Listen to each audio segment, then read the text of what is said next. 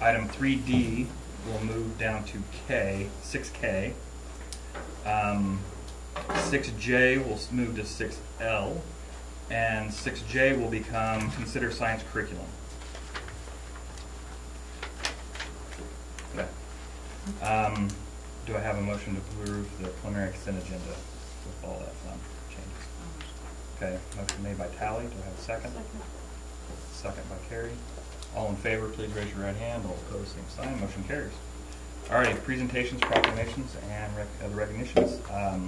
Ms. Patterson, Ms. Daly, and Ms. Hilbert, all yours. Thank you for coming.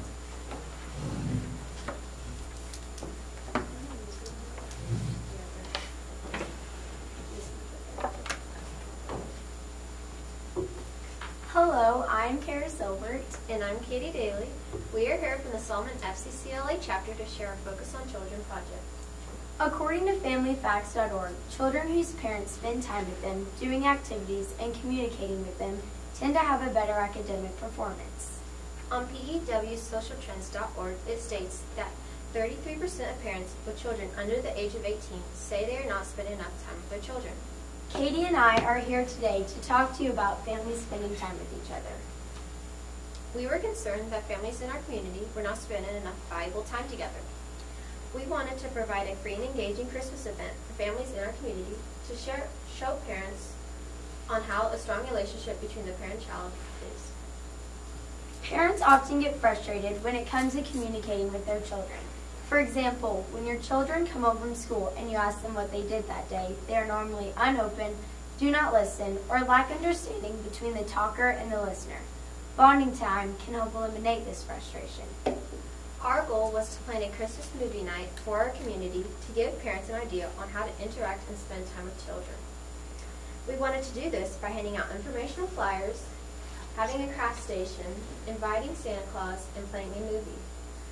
Our plan was to have a Christmas event for the families in our community to give them quality time together. Karis and I were able to reach our goal by hosting the Christmas movie night for our community on December 10, 2014 from 6 to 8 p.m. in the Solomon Elementary cafeteria to let parents know how important it is to communicate and spend time with children.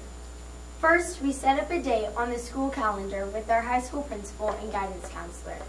We then fundraised $35 by selling cookies at a high school basketball game for a festive door prize. We then got all the donations from Comfort Heating and Air, Solomon State Bank, and the Solomon Fire Department. We had a craft station where parents and their children could work on a craft to take home and hang on the tree. Katie and I also played the movie Polar Express to try and teach children that if they believe in something or someone, that it can help them accomplish their goals. We are trying to think of ways to inform parents of free and cheap activities to do in our community. So we decided to make this flyer, which included activities that families could do together. We also invited Santa Claus to help families make memories. The children were able to tell Santa what they wanted for Christmas, parents took photos, and Santa and his elves had a candy cane for each child. Our specific need for hosting our Christmas event was to help educate the families in the community on free and cheap ways to share quality experiences with their children. Our event impacted the children and our community positively by providing a bonding experience for the families, meeting future classmates, and was a great unity of various organizations. Our movie night applied child development concepts by developing family communications, brought the community together, and established verbal and physical relations. Even though our FCCLA family movie night turned out to be a great success, there are a couple of things we could have done better. The night of the event, Karis and I had more families show up than anticipated, so we wish we would have asked for more help from our fellow FCCLA members. We would have advertised this event better by hanging around flyers at small town businesses such as DSN Electric, Bush's Market, and Solomon State Bank. As this event was being held, I noticed that parents helped their children cut, color, and craft the festive ornaments. I also watched as the children saw Santa Claus. At first, they were very timid and not sure how to react. But then they would look up at their parents, and their parents would reassure them that it was okay to go talk and visit with Santa. Karis and I also received thank you letters from parents in our community thanking us for our hard work and great leadership. We are sure the kids had a jolly good time. Are there any questions? So why would you advertise more if you had more people show up than what you expected? That one through. Just reach more families that way, wouldn't you? Yeah, I guess so. Okay. Yeah. Did you have a package in? Yeah. Yeah. We had a lot of people show up. So how would you address those needs? If you had more people show up, how would you address that? We probably could have like stood up and talked to the families about the that it's important to spend time with each other and stuff, and then the little flyer that we handed out to the families. What was the length of time of your event? It was 6 to 8 p.m. Yeah, 2 hours. Any idea how many people were there? We didn't count, no. It was like 75. I think I have a sign-up sheet next time if you're going to do it. There's a lot of people there. You know, a register or have a drawing or something. Have everybody register, so you have a good count. Mm-hmm. Did you have any other ideas for your project besides that? Or was that kind of what you came up with and stuff too? Not really. I think we had one other, but yeah. It sounds like you picked the right one. It's a busy time of the year. That was a great event. Yeah. How much preparation time do you guys have to put into this? A lot. I don't know. It was a lot. Yeah, just a lot of preparing and like buying everything, setting everything up, stuff like that. Have you picked a date for this coming year? No. Yeah. We know the school a little bit, maybe more than those that you would present to. So would you, if you had significantly more people, would you try to utilize other classrooms or other gyms, or have you thought about that? I don't know that either. You said you'd use maybe more of your FCCLA Yeah. members, and I just didn't know if you'd try and use those rooms differently, or maybe a different room. Is this what you'll be presenting at Nationals? Yeah. Yeah.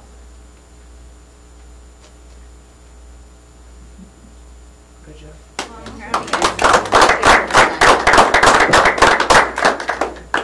Great, thank you very much. That was outstanding. Thank you. Good job.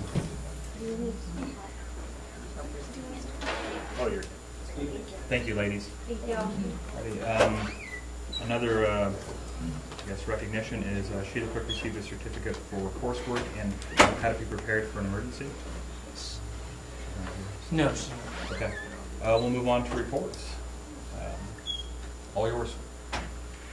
Well, like every other spring, it's busy, and trying to coordinate all the events. I think Mr. Dooley and Mr. Gope doing a great job with John and getting the gyms set up where we need to with, an added event like the play and that kind of thing. So there's just a lot of things going on.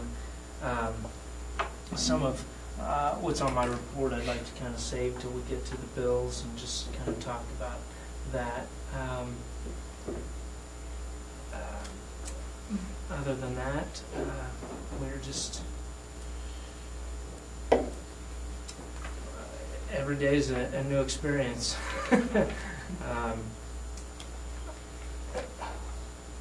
Unless you have any questions, like I said, most of the only other thing I guess I can go into, spring is a busy season with testing too, and we've gotten through our state assessments.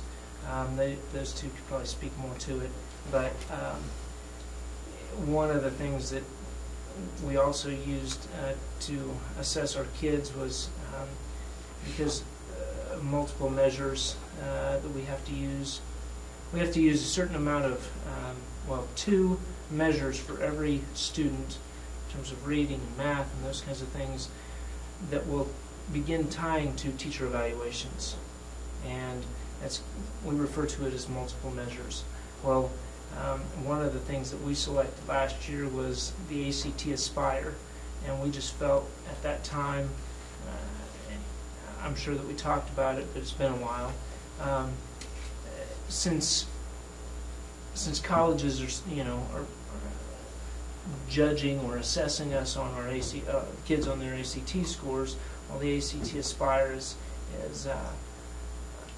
another measurement that kind of goes along and sets us up for that, and it's grades 3 through 12, I believe, or maybe it's 10.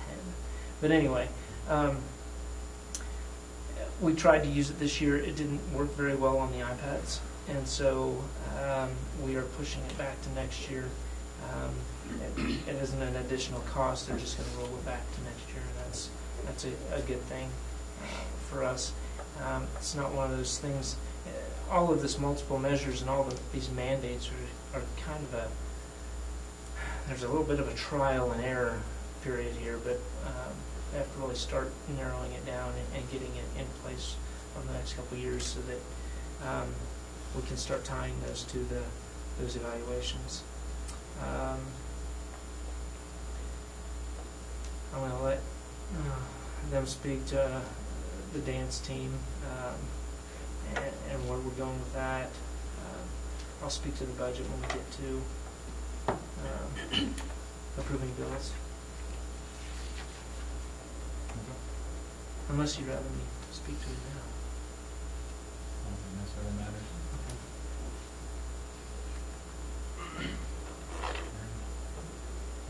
Any questions?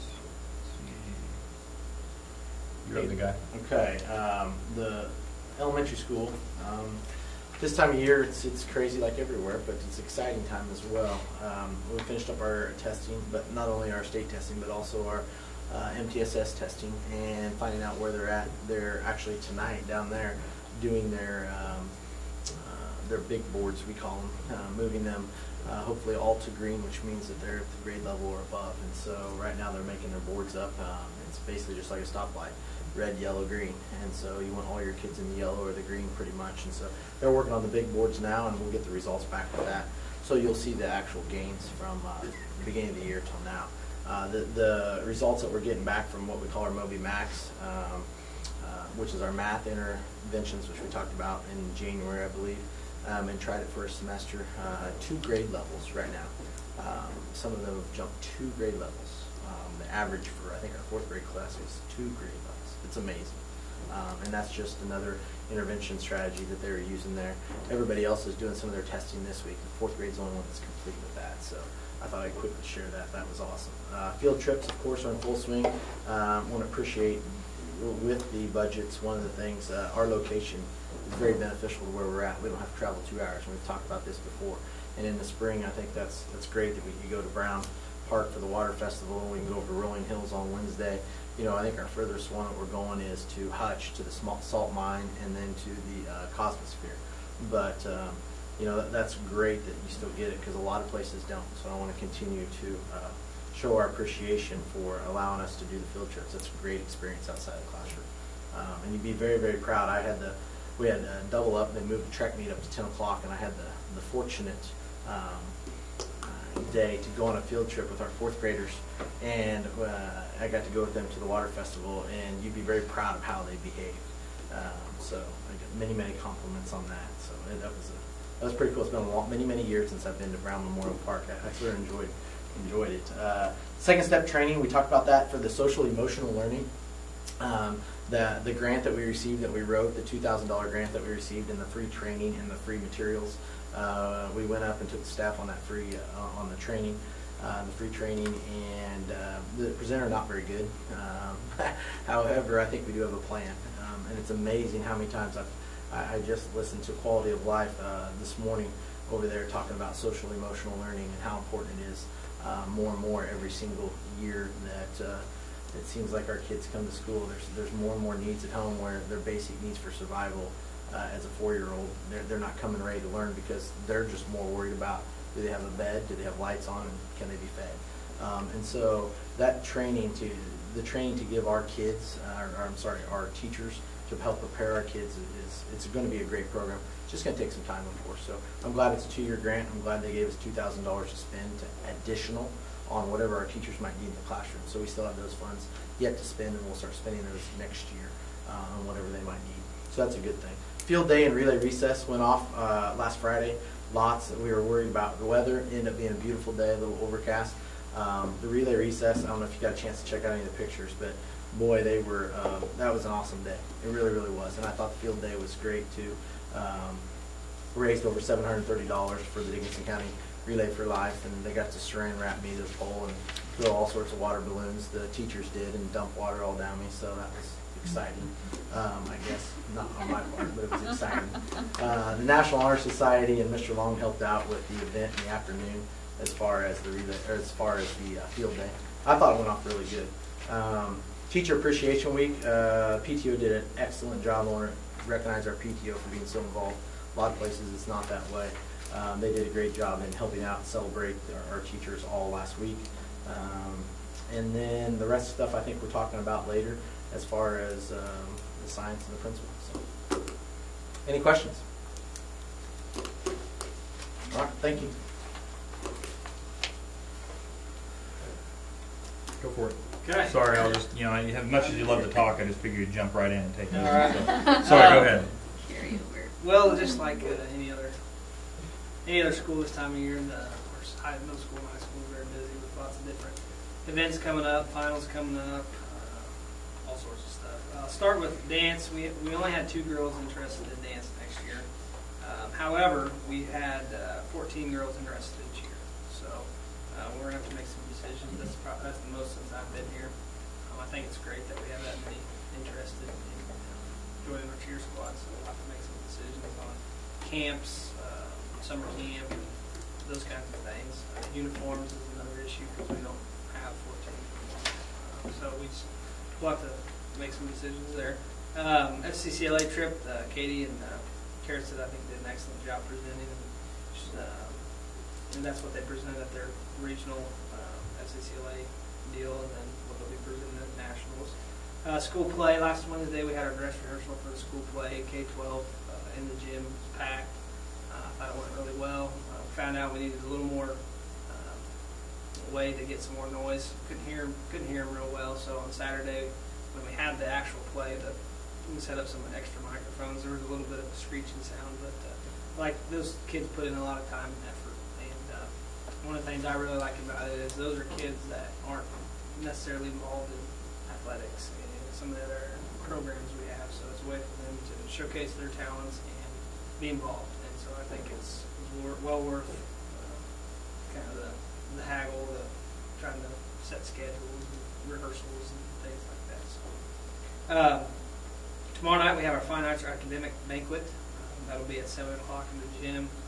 As usual, we'll have people there to present scholarships, all of our different academic awards. Our choir will sing, so I'll invite you to that. Of course, Saturday's graduation, 2 p.m. commencement.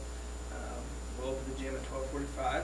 And then next Tuesday we have a promotion for the 8th graders as well as 8th grade, middle school academic awards. And then Thursday is main event for junior high kids. That'll be at 6 o'clock in the SHS Commons. We'll have that catered by Olive Garden. NHS induction. We had 8 new members inducted into our National Honor Society. They must have a 3.75 GPA and meet all the other requirements. And it's a long essay process that they have to go through. So Mr. Long led that along with a panel of teachers, voted on those students, and we inducted them on Tuesday, not November 28th, April 28th. Mock interview day. Ms. Patterson put together a mock interview day for her career and life planning class on Wednesday, April 29th. Mr. Hellwood was here. He was formerly at DSNO. Mr. Hilbert was here from Comfort Heating and Air, and they interviewed our kids, signed up for interviews, and they interviewed our English teachers, gave some extra credit. That was an excellent experience for them. Pre-enrollment, Mr. Long, Mr. Cope, and I finished pre-enrolling all of our students for next year's classes. So Mr. Long will email a schedule to them this summer so they know what their classes are. Refresher, and then when they come to enroll in July, they can make any changes they need to at that time. Hopefully that will save some beginning of the year fiasco changing classes. SMS Scholars Bowl, I can't remember if I put this in last month, but our 8th grade Scholars Bowl team took 2nd place in the League State League tournament when we hosted that. ACT scores, we'll give you a full report, but we've noticed quite a good increase in our ACT scores from our juniors and seniors that have taken this year. Mr. Long has done an excellent job of tracking those and making sure kids are signing up, studying, and those kinds of things. Similar to elementary school, we celebrated Teacher Appreciation Week. Fortunate that I have a wife who got several good ideas that I was able to steal pretty much every single one from. Same thing for the high school staff. So, also included in my report is kind of where we're at with supplementals. Obviously, it's as we bring people on board and make some changes. It's still a work in progress, as well as the master schedule for the school year, which is not finalized but will be before we go to summer break, and then classroom locations. So that is my report. Do you have any questions? When will the kids know if they are being invited to the main event? I gave them invitations today. Yep. To make the main event, they could not be on the ineligibility report that we ran off. We normally run off on Mondays. I had Mr. Long run off last night. 10 or less absences and no disciplinary reports for the year. There was 40 students who qualified, or 38 students that qualified. Out of 77. And then we gave those out today. Are there any of the girls that put in for cheer camp that would be interested in dance if they don't make cheer? Say that again. Sorry. Are there any of the girls that put in for the cheer positions that may be interested in dance if they don't make the cheer team? Not we've talked about that. They just don't. They don't want to dance. And one of the two girls that signed up for dance went ahead and did cheer. I'm not. We went from 5 or 6 cheerleaders to 14. Did they not hold tryouts? They did this week. We have not. That's what we got. We have not. We're not announcing that though. Any other questions? Okay, moving on. Technology report. No more down servers. Kid gloves. Servers are all running. Awesome. So after last month, I came in and talked about buzzers and cameras and all that at the doors, and you all had expressed interest in some knowing what the access control on top of that might look like. So I had Steve come back over. He brought one of his technicians. We did a walk through the building again and basically mapped out. We now have 3 quotes from them. The first quote is just buzzers and cameras, strictly.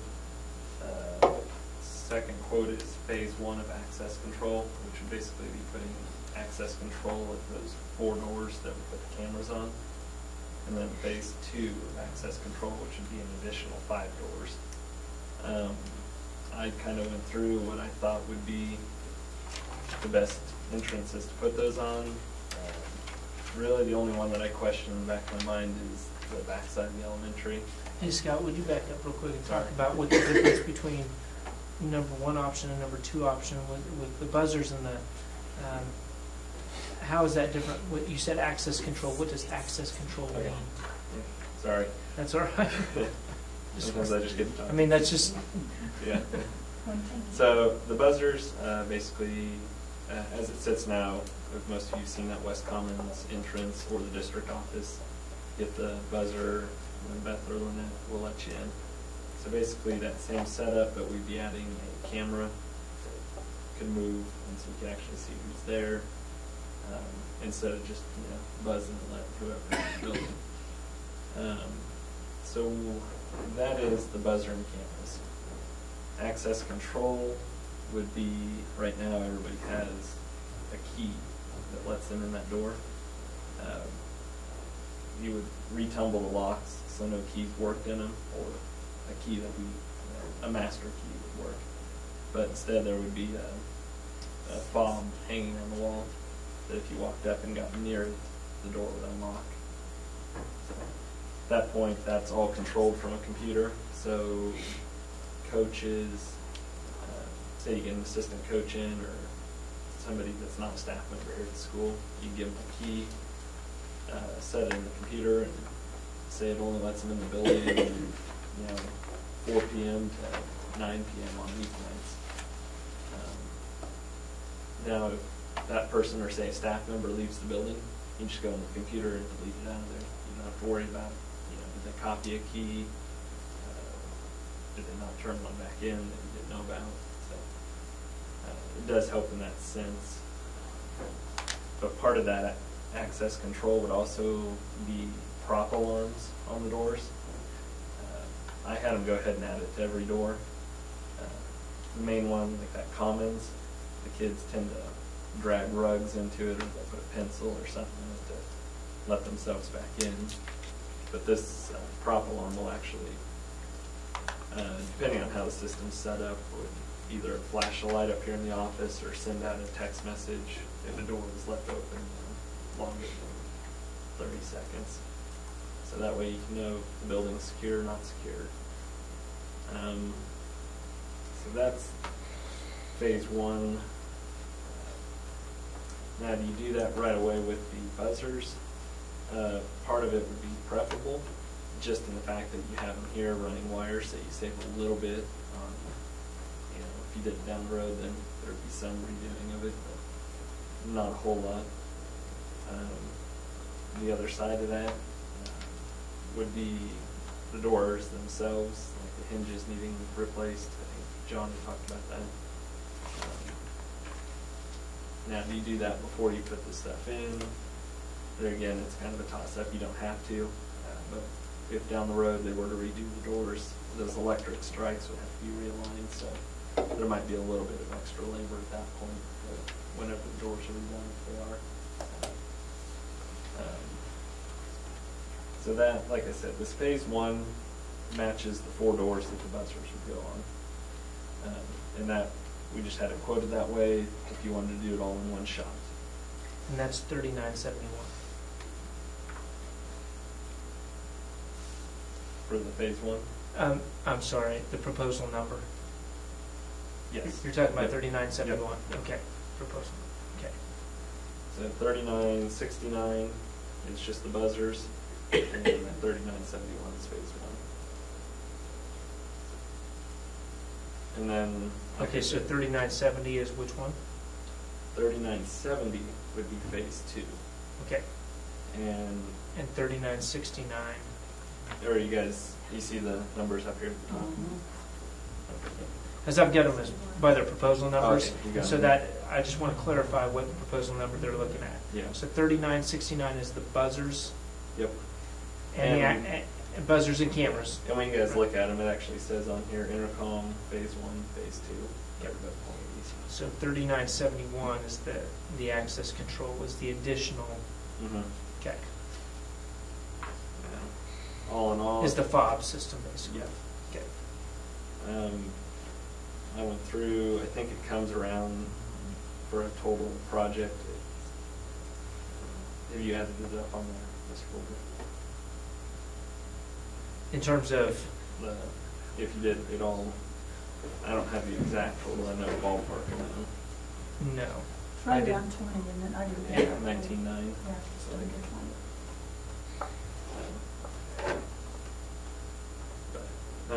Like I said, the access control, I know since you guys were curious about it last month, that's basically what it would come down to. And about 7,000 of that access control is like wire and labor. So, you know, if we knew what kind of wire it was, you know, we might get a little bit of a jump and run it ourselves and just have them come out and hook it up. You know, could save a little bit in cost there.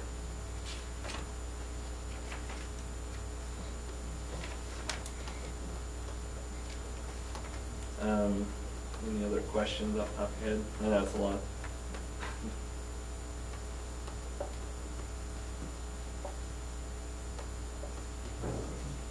So we could do the first one if we wanted to get the door controls in, Mm-hmm.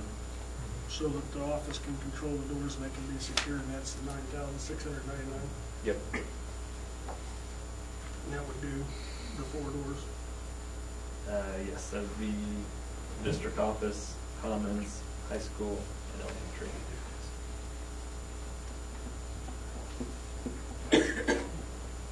But if we did that one and left the other two off for now, then we'd still be using keys, Yep. but at least the doors would be secured. Any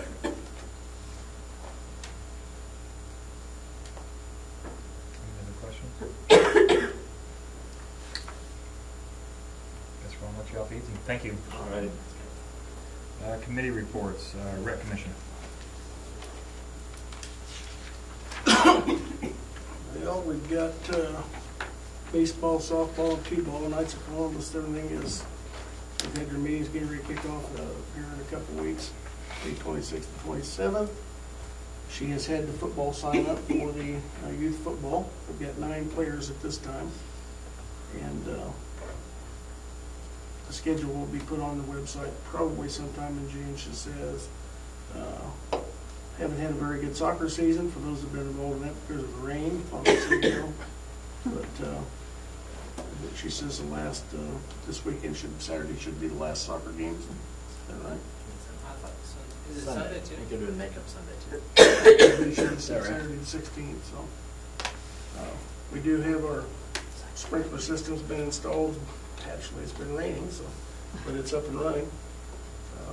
So, and Taylor's been over there working on the field whenever it's not wet, so I think there's been a number of practices going on. Been pretty busy, so Just had one. about it. All right. Any questions? All right, thank you. After school program. We are winding down like everybody else. We've had a great year. I have 3 student pairs that are working with Miss Johnson, and Jen had her baby last week, so we have a new little girl in the community, Claire. We're going to take our field trip, I'm hoping a week from tomorrow. We're planning on riding the train at Akron. So, and we have graduation party scheduled for Thursday for the girls. So that's what we've got going on. Very good. Thank you. All righty. 6A, approved bills. You got more to add here. Yeah. That's what I'm saying.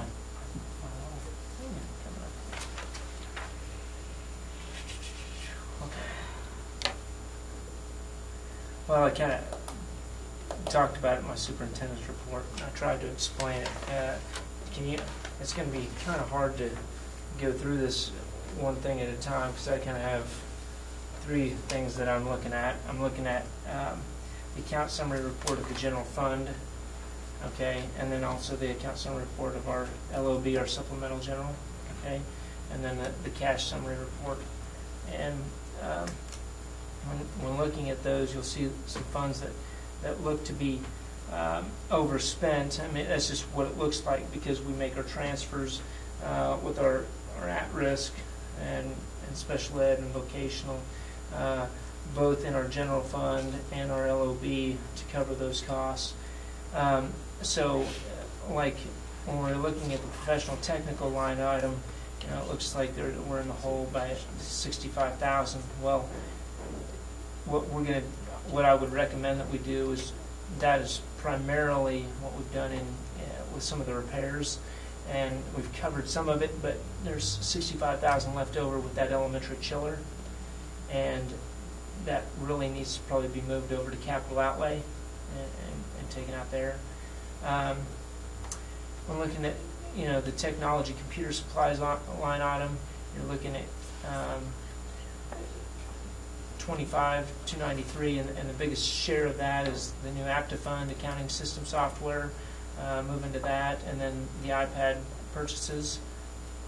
And so, again, that's something that I would move over to the capital outlay. And so all of that totals $116,000. Our personal, we've had some additional costs this year with subs, and so that was something that we didn't really budget for. We've had quite a few more subs this year, and long-term subs. And long-term subs always cost you more. heating and fuel costs were down this year. That kind of saved in those areas. Add a little extra expense in professional development. Remember, when I came in, we hadn't done anything with Kansas College Career Ready standards. We were just way behind. So I'd recommend moving that over to contingency fund. We have in the two at-risk fund transfers. You have $100,000 in the LOB, $182,000 in the general fund. We'll make those transfers. $90,000 in vocational ed, $194,000 in special ed, $30,000 in food service, and $10,000 in the parents as teachers that will transfer over to transfer into June to cover those expenses.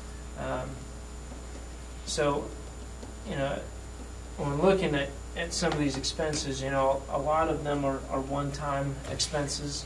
We won't have some of those expenses next year. Some areas that we're also going to save in is Edgenuity. We had enrolled for 15 this year, and we're going to decrease that to 8. We're getting several kids caught up with their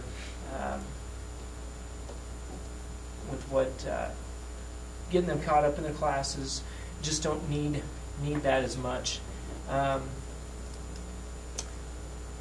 We're not going to use Cross and Joftis next year. We've got a proposal to use Greenbush, and if not, then we'll just use the Smoky Hill services. Let's see. Not going to use Ames Web next year. That's kind of a reading program for middle school. We've gone to some different things with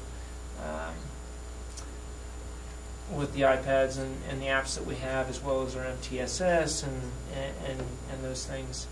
The gyms are done, so there's no more expense there.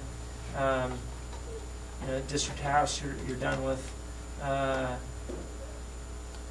We've updated our security system. There's a little bit more to go if you want to do the buzzers. We're 1-to-1 iPad-wise, 3 through 12.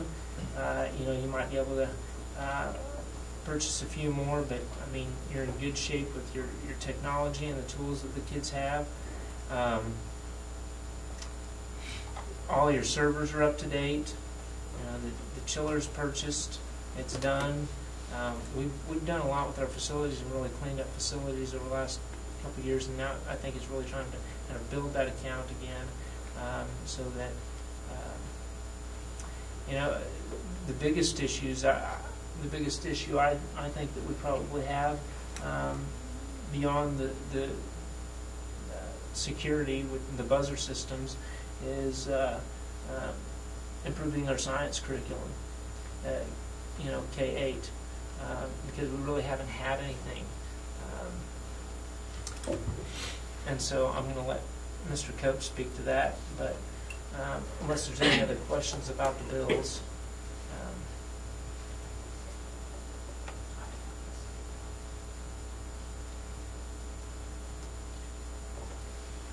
Any other questions?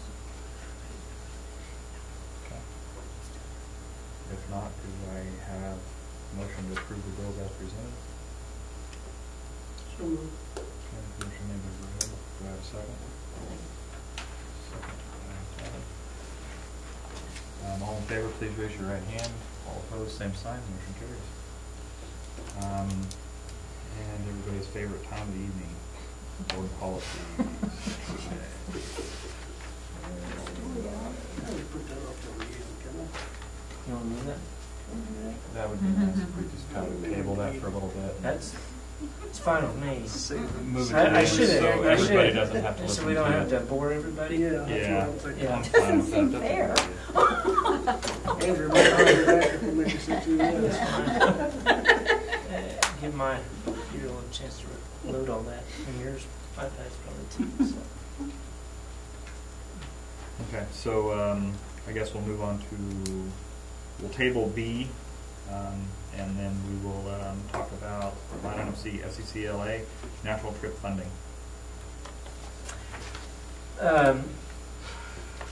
Well, you saw the presentation tonight. Obviously, it was good enough to qualify for nationals, and that's a pretty cool thing. National competition is in Washington.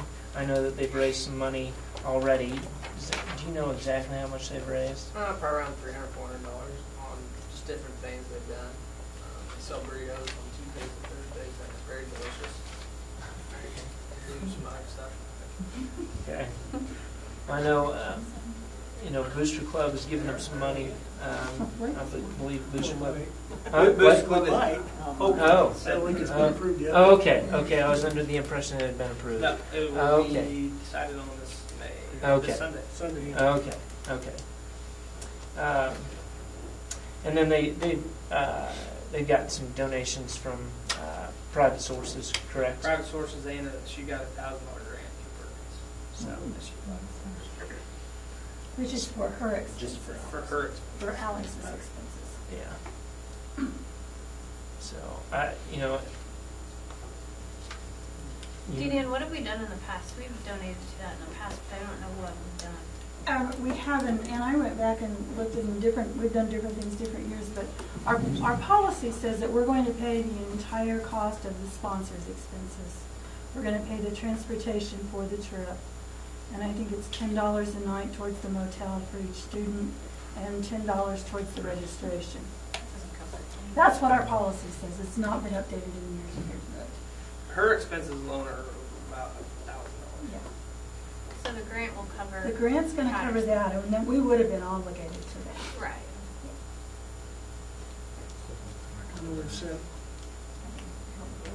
We've sent Brooke, 2 years in a row with the sponsor.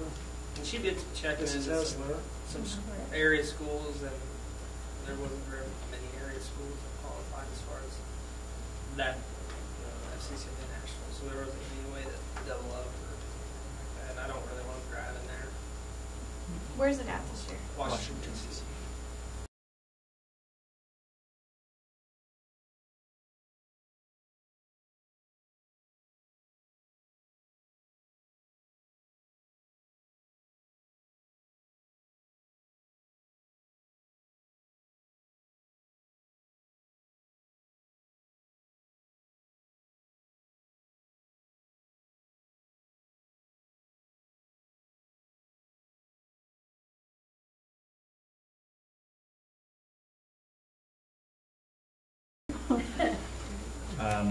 Okay, so what would be your recommendations?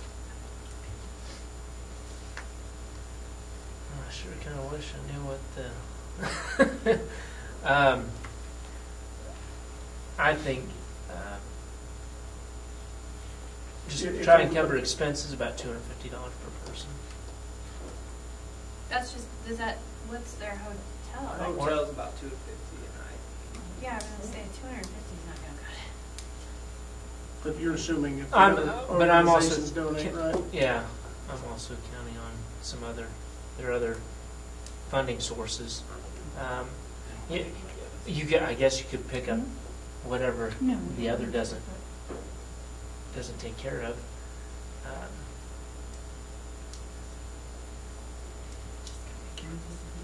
When is the event? Right around July 4th weekend.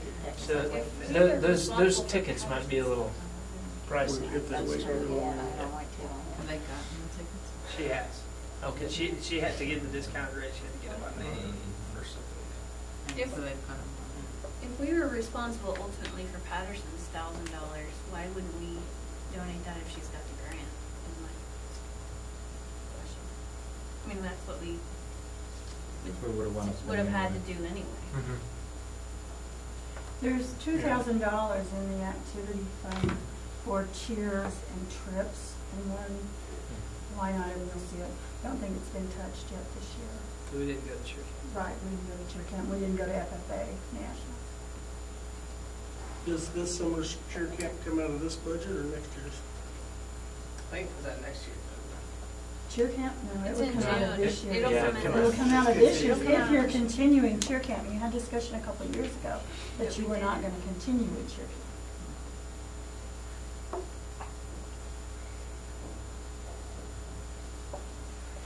You know, to think, and everybody can go to cheer camp, but not everybody qualifies for nationals. So I think, Well, and the cheer camp, correct me if I'm wrong, but haven't we been bringing in Kansas Wesleyan for a little bit of nothing to cover that? It's $200 a person to go to Kansas West. That's just traveling. We're able to save money because we can travel back and forth. Well, you know, a lot of schools would do it, have to stay the night. You know, The have cheerleaders had the fundraise. more additional costs. Have they been working on The fundraising? parents usually cover Oh, we it. just got a new sponsor, 2 new sponsors. So typically in the past, I mean, they fundraise some, but not enough to cover it. So Cheerleader, it was all on us. We had to pay for all Football the camp camp. comes out of the parents' pockets, correct? We don't pay for football or basketball. All sports, Yeah. Why is that exception? Exactly. That's a pretty healthy exception. It looks like they have about $800 in their cheer line in activity. I thought, yeah, we had discussed that. Because, I mean, that's a line item. Which line item's 800? If you look at your activity. high accounts. school activity account reconciliation and you look at the high school cheer line. That's what they've raised. That's what they've raised, Yeah. if I'm looking at it right. What's that? Nope, 500. In Whoops. their activity. Is that right? 681. No, that's seniors. Does anybody know what the total cost of this trip is? It's about $3,500. Total What? for all 3 of them to Total go? for all of them. And that's meals. That's just meals, hotel, registration, and that's what it costs. What do they have so far? They have $1,000 in the grant. They've got about $2,400, $2,500. And that's without the booster club commitment. That's without Okay. the And So without they're in pretty anything good from shape. us. What? And without anything from That's us. without anything from Booster Club. And how much was the total cost? About $3,500.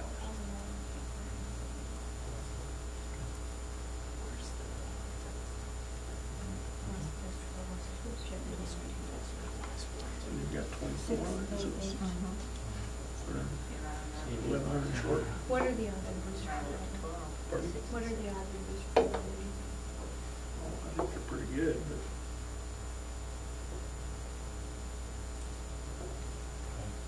That's voted on. We stick with the 250 per person. The thing you want to be careful about is setting a precedent. Yeah. but I think we've already set the precedent by sending people the last 2 or 3 years. I think you pretty much have with those 2 years. I mean, there were some other factors, but yeah, I We agree. still send them to Tennessee and We did. somewhere else. We did. It's nothing Florida. new. And I think the fact that we have 2 students that have done an excellent job and qualified for national says something about the attention we At a should very give. young age. Because Brooke was a junior and senior. So, I guess, does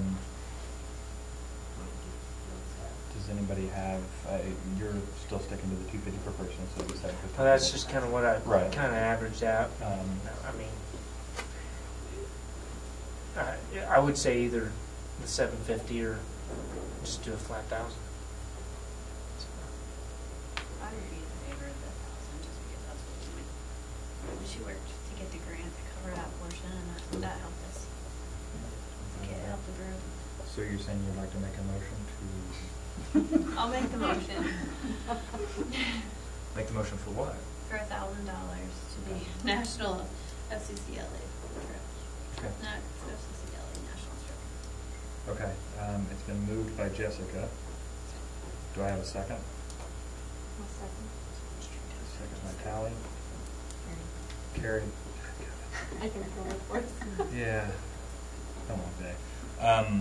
All in favor, please raise your right hand. All opposed, same sign. Motion carries. Okay, moving on. D. Get us where I don't have to talk anymore.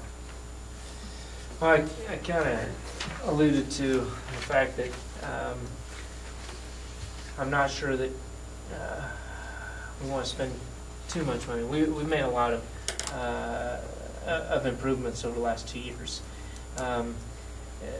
The only thing that I can see us really spending some money on there is that the phase 1 of the buzzer system. I'm not sure, and you might want to do some wiring so that it's there to do the fob system later on. But I know that was an issue. That was something that the board, I think, had prioritized as something you wanted to do. When you say phase 1, are you talking about the first step? Or Yeah, I'm phase sorry. 1's actually step You're right. 2, You're right. the way they First, categorize it? yeah, exactly. The first step, just the first step. And then, other than that, we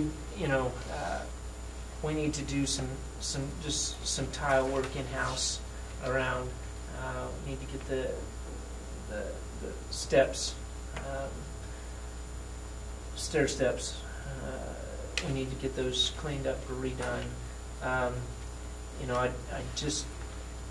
think we could potentially look at some carpet of some rooms, but originally we had heard about 7,000, right? 6,700, 7,000 for the buzzer system, and now we're closer to 10. With that 3,000, we could have done like a room of carpet. I think maybe we ought to put the carpet off.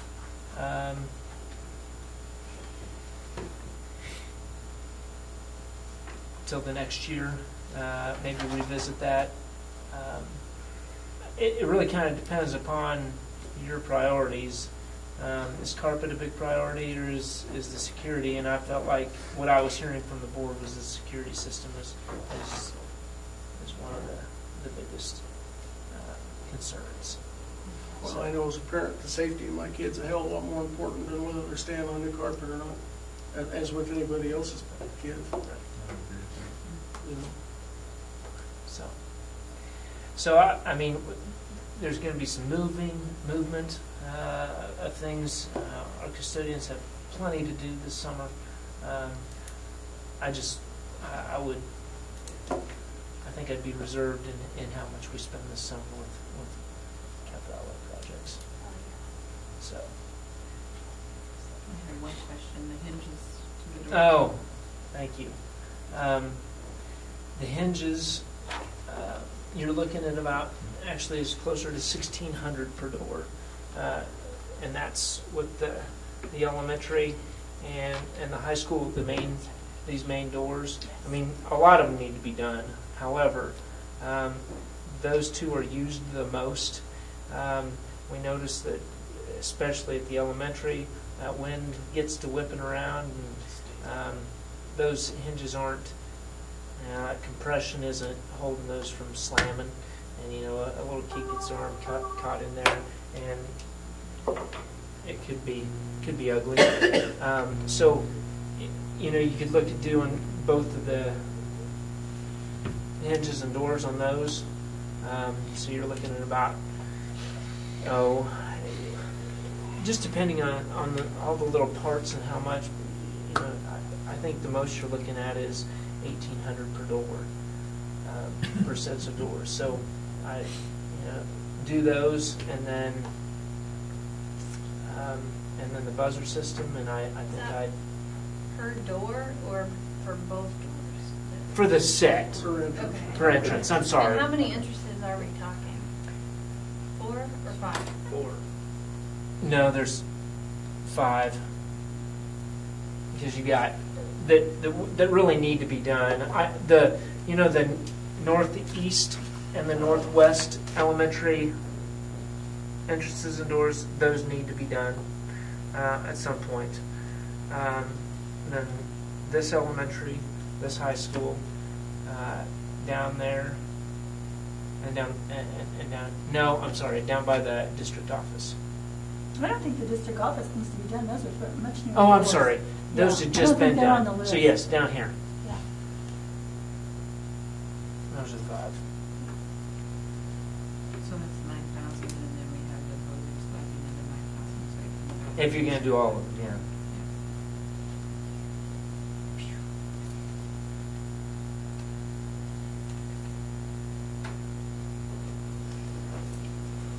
I make the motion we approve the first step of security solutions for not to exceed $10,000, and also in the same thing that we approve the hinge repairs on the 5 entrances that need to be done.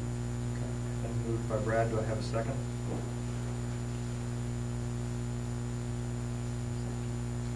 Second by Ms. Miller.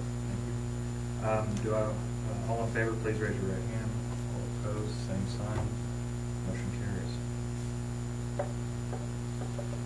Okay, line item E, supplemental staff.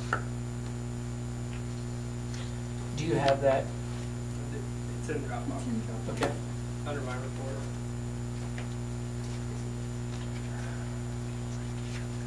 Where they're at there.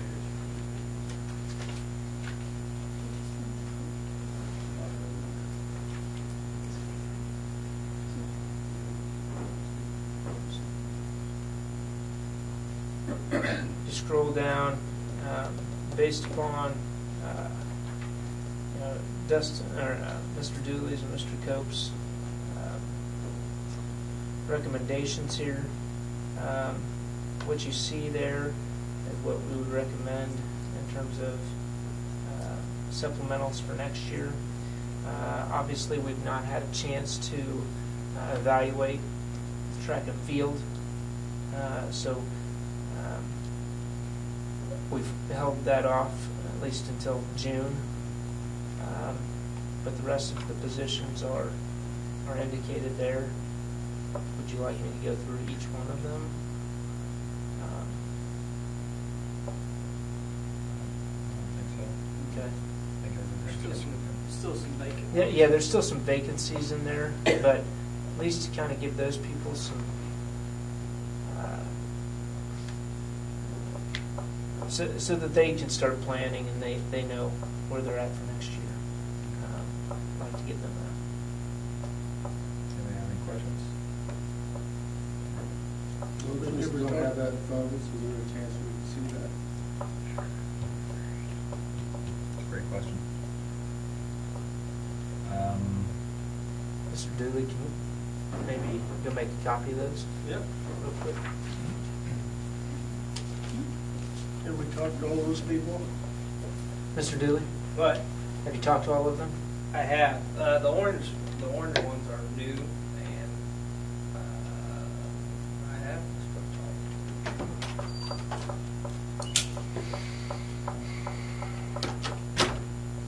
So, do we have any questions, other questions? If not, do I have a motion to approve supplementals as presented?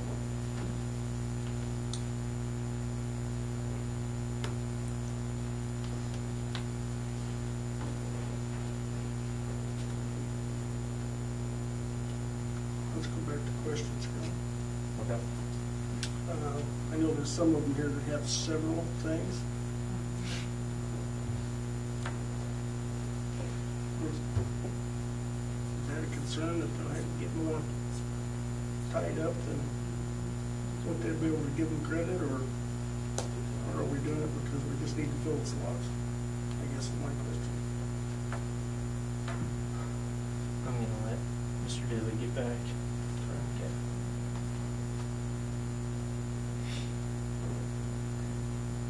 And given the fact there's personnel, you may want to discuss it. That's why I didn't mention any names. Executive session, yeah. So we'll end up tabling that one until after executive session, okay? Maybe I'm the only one concerned about it. I don't know. It seems like it's a load on several of our staff members.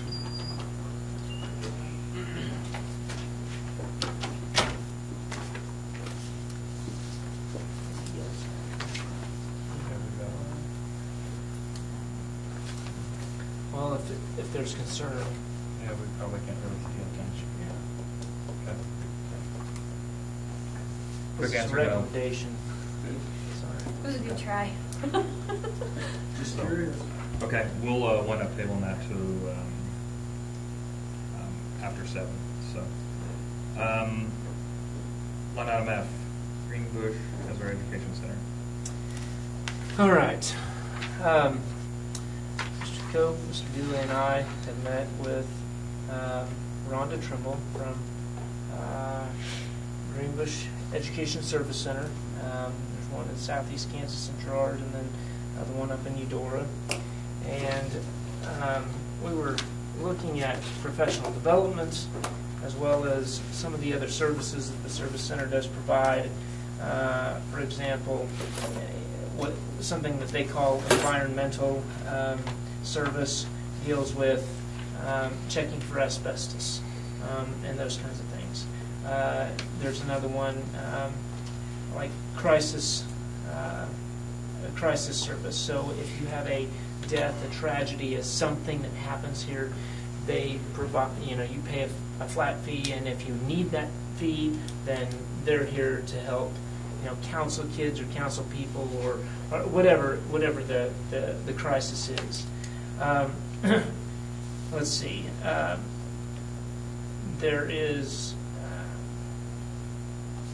are other things. Let me look here. There's a mentoring program that is a service that you have to provide now for any new teachers or any new administrators.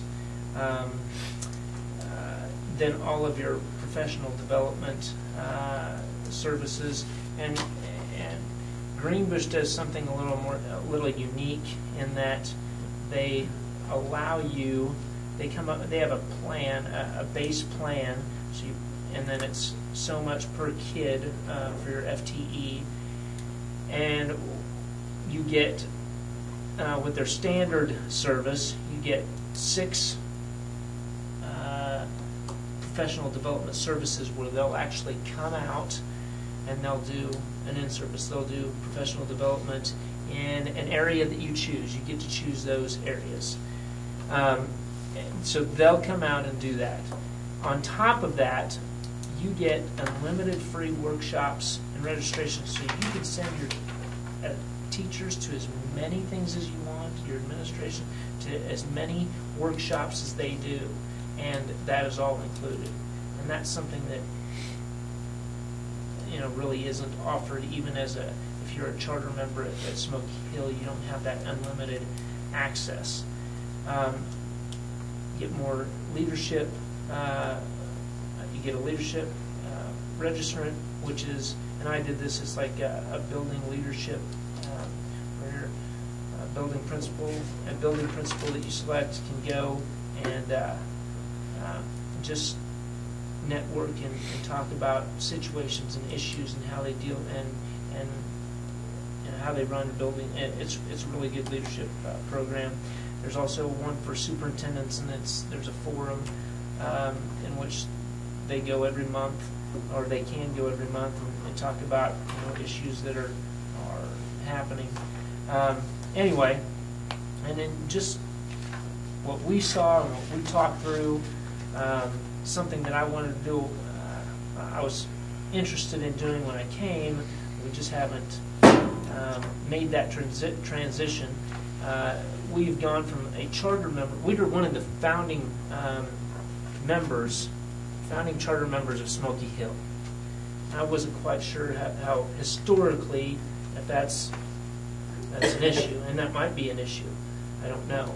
But we have, when Mr. Rungia was here, you reduced your membership from a charter member to an associate member. No, when Mr. Landis was here. I'm sorry, Mr. Landis. I thought it was Mr. Rungia. Okay. All right. You reduce your membership, which basically means you pay a little less base cost, but your workshop costs increase. So you pay a little bit more for your workshops. So the idea probably was there that we're going to pay a little less and probably not send as many people to those workshops. Okay? So Mr. Coe, Mr. Dooley really sat down and looked at what they wanted to do next year in terms of their services that they wanted from Greenbush, and we kind of totaled things up. And in terms of the mentoring program, we're already using their PDP program, which is professional development points, calculate points. We're already using that at Greenbush. When you add up all these services, it's pretty much a wash until you get to the professional development, and everything that you get with professional development is so much more. So, you want to say any more to that? No, I just think it's, they'll come out more than 6 times. I think they said 6 times, but they'll come out as many times as needed if you need them for anything and everything, pretty much. And I think you got to. Did you drop a little bit? Did you put anything in the Dropbox on this? Yeah. Okay, so I compared it. Yeah. It's down there on 6F, 6F. Greenbush versus Smoky Hill, and kind of. You know, the biggest cost that we're going to have now is the cost of substitute, but we've already got a lot of substitute costs right now, and now we're actually putting that cost into training our teachers and become better teachers. And instead of trying to say, well, it's going to be $75 or $150, depending upon what it is, now you're saving that money. Now the only cost is transportation, which you would have anyways, to send somebody. Granted, it's only to Salina. And then the second one is your sub. So I think it's your money ahead, I would think, in the long run. Plus the unlimited workshops is a huge one. It's a huge one. And the other one is that they're just so much bigger. And I hate saying that. They've got yeah, Greenbush is so much bigger. And so there's that part where if they can't answer a question, they'll find somebody that can answer the question, you know. So we were talking about multiple majors and AMOs and the 5 R's of education and so on and so forth. If we are swamped and don't understand something, Mr. Dooley and I have a chance to call up somebody and we'll get that answered for us.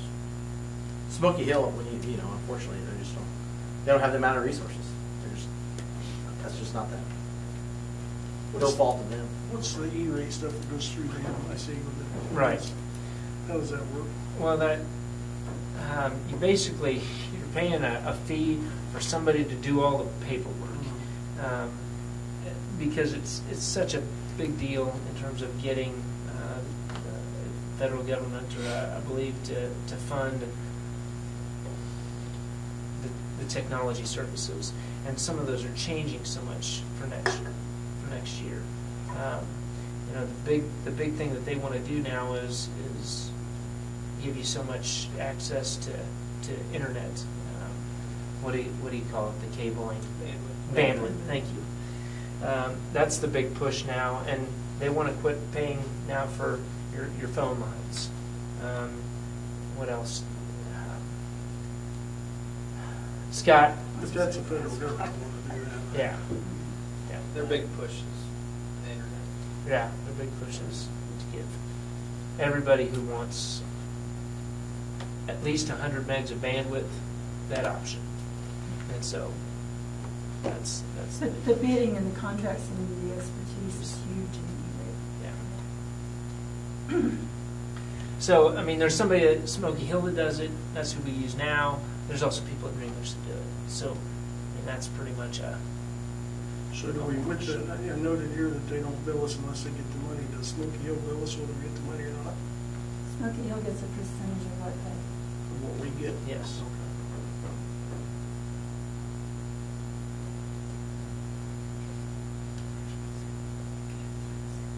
Any other questions? If we send people to their training, where is that located? Do they do it in-house, kind of like Smoky Hill, or where's that at? It would be in Eudora.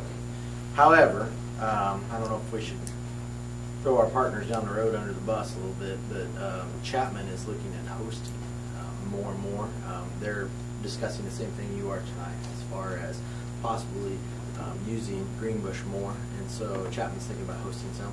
I know that Blue Valley Randolph, that's actually closer, they do some hosting as well. They're trying to get more. We would not be the furthest east. Belleville actually uses them and drives from Belleville to Eudora. Furthest west, I'm sorry, east. I'm sorry, I got my directions backwards. Sorry. Go back to first grade, third grade, whatever it is. But yeah, so Belleville, I mean, that's as far as I go. You know, you've used Greenbush in the past, and that's where I came from, and it was... I've used ESDAC before. I've used yeah. ESDAC, Greenbush, and Smoky Hill, and by far there's no comparison. The type of service that you get from Greenbush definitely is a lot better.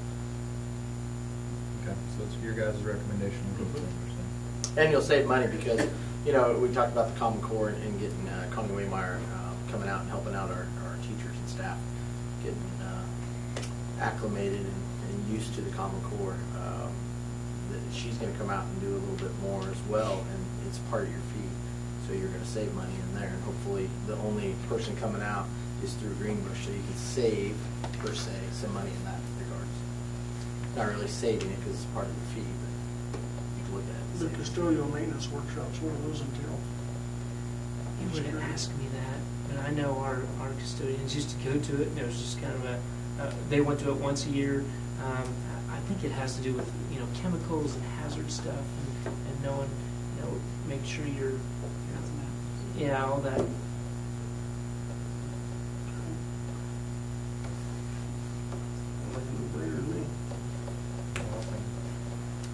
if there's no more questions, do I have a motion to approve the change? So moved. Okay, do I have a second? Ally. All in favor, please raise your right hand. All opposed, same sign. Motion carries. Alrighty, summer school. Consider instructor. I just moved that we hire, I guess I can't move, I'm sorry. I would recommend. What's your recommendation? That we hire Alex Patterson to teach the summer school classes this year for the secondary facilitate. Sorry, facilitate. Okay. Any questions on that? If not, do I have a motion to approve Alex Patterson as the summer school facilitator?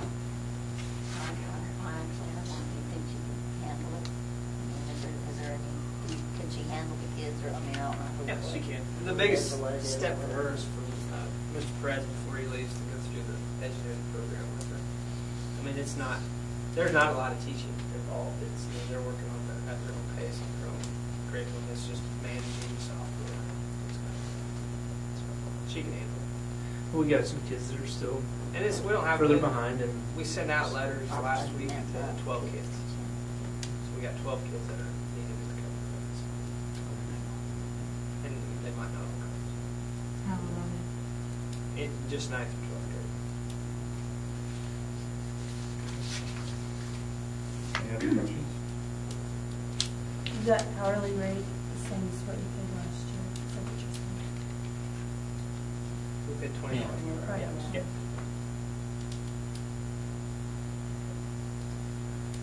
Do I have a motion to approve the facilitator as recommended by our administration? I move that we approve Mrs. Patterson to do the summer school at the same rate as last year. Okay, moved by Brad, do I have a second? Second by Ally. All in favor, please raise your right hand. All opposed, same sign. Motion carries. Alrighty, calendar changes. Okay. There's only a couple, and I got to give these guys a lot of credit. They've gone through the entire calendar for next year with all of the activities, and we wanted to do this early enough so that we're not coming to you with calendar changes in August. But the biggest one is the shift from our first semester parent-teacher conferences, moving them, I think they were on October 6th and 7th, and moving them, I'm not sure if it's back or up. I always think they're moving them back, but somebody specifically said they're up, to the September 21st and the 23rd, and that's to avoid having parent-teacher conferences on a night where we're sending kids away. You know, there is a junior high football game here on the 21st, September 21st, but at least they're here. So, and we don't have that many people out coaching, you know, so we're not missing that many people. And they can do both. You know, they can come in here and do parent-teacher conferences and still go catch the game if they need to. And then also following that, we have the comp day on the 25th and doing an in-service day on the 24th. So it's just moving those days up, and then realizing that parent-teacher conferences are now split. They're not back-to-back nights. They're divided. And then the other thing, the only other change is prom, and that's been moved in from April 9th to April 23rd. It's on the calendar, but I'm not sure that it's really a.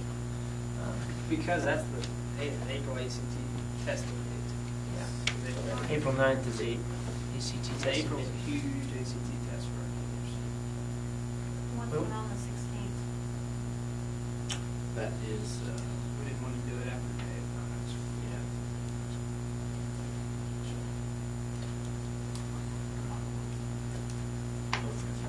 Oh, yeah, that was something else. forensics meeting.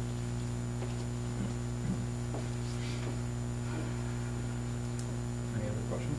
I have a question. The in-service days always follow after parent-teacher conferences. I thought the in-service days were to prepare for the parent-teacher conferences. Not necessarily. No? Okay. No. In-service days are really to get better professionally and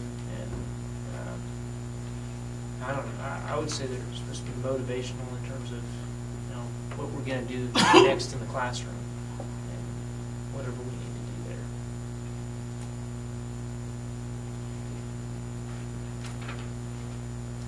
Any other questions? Is it mandatory that our teachers show up on in-service? Well, it's like any. It's part of their contract. Yeah, it's part of their contract. That was that didn't answer my question. Do our teachers show up for in-service? All of them? I think for the most part, unless they're excused for some reason. Are you talking about being sick? Are you talking about taking personal? They're not supposed to take personal days. Well, we do a lot of in-service days for their professional development. Oh, absolutely. And I would hope they Yes. would take advantage of that. So Oh, yeah. my question is, That's what percentage of our base show up for that? Is it 100%? Is it 50%? Is it 40%? What, if you had to estimate, what is it?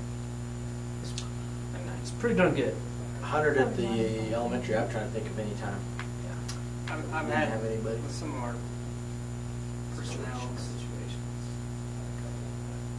Or I've had one that. So if they don't show up and they're not sick with a doctor's note or something, do they get a write-up or do we just start under it? I'm just curious how that's handled. I think it just depends. It's situational.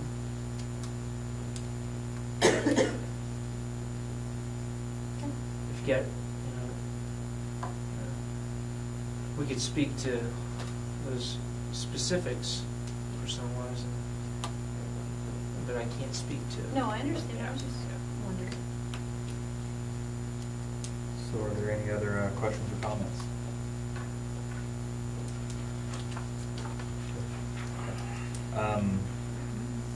Need a motion to approve the calendar as presented. Do I have a motion to approve the calendar?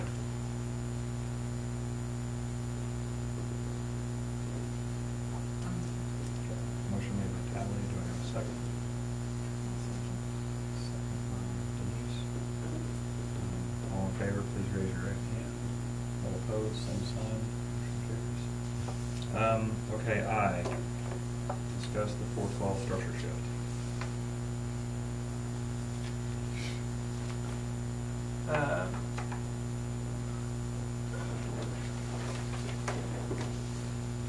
Let's see.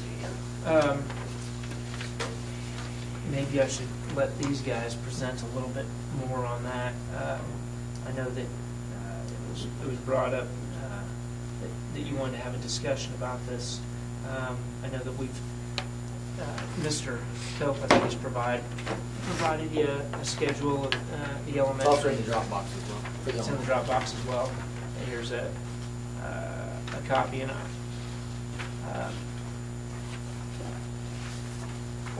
we've spent a lot of time with it. They probably more so here as they're really fine tuning things here towards the end. So I'm going to let them speak to it. Is there specific questions, issues that you wanted to go over, or do you want to just start? Let's go ahead and start, and we can jump in as.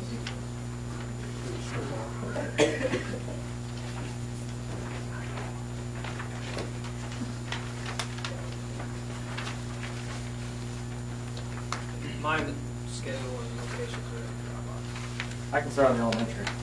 The first page in the nice little color coding, that is actually our master schedule, and that's just for a Monday. I only did a Monday and a Tuesday, just so you I didn't bore you with all 5 days, by the way. But that first day, when you look at it, that's from 8 o'clock to 3:27, what happens at every grade level with all of our teachers. From KJ means as kindergarten with the last name of the teacher. KK, 1M, 1N, you got the idea then, okay, as you go through it. So basically, if it's color-coded, it means that they're at a special or something outside the classroom, and if it's white, it means that they're in the classroom.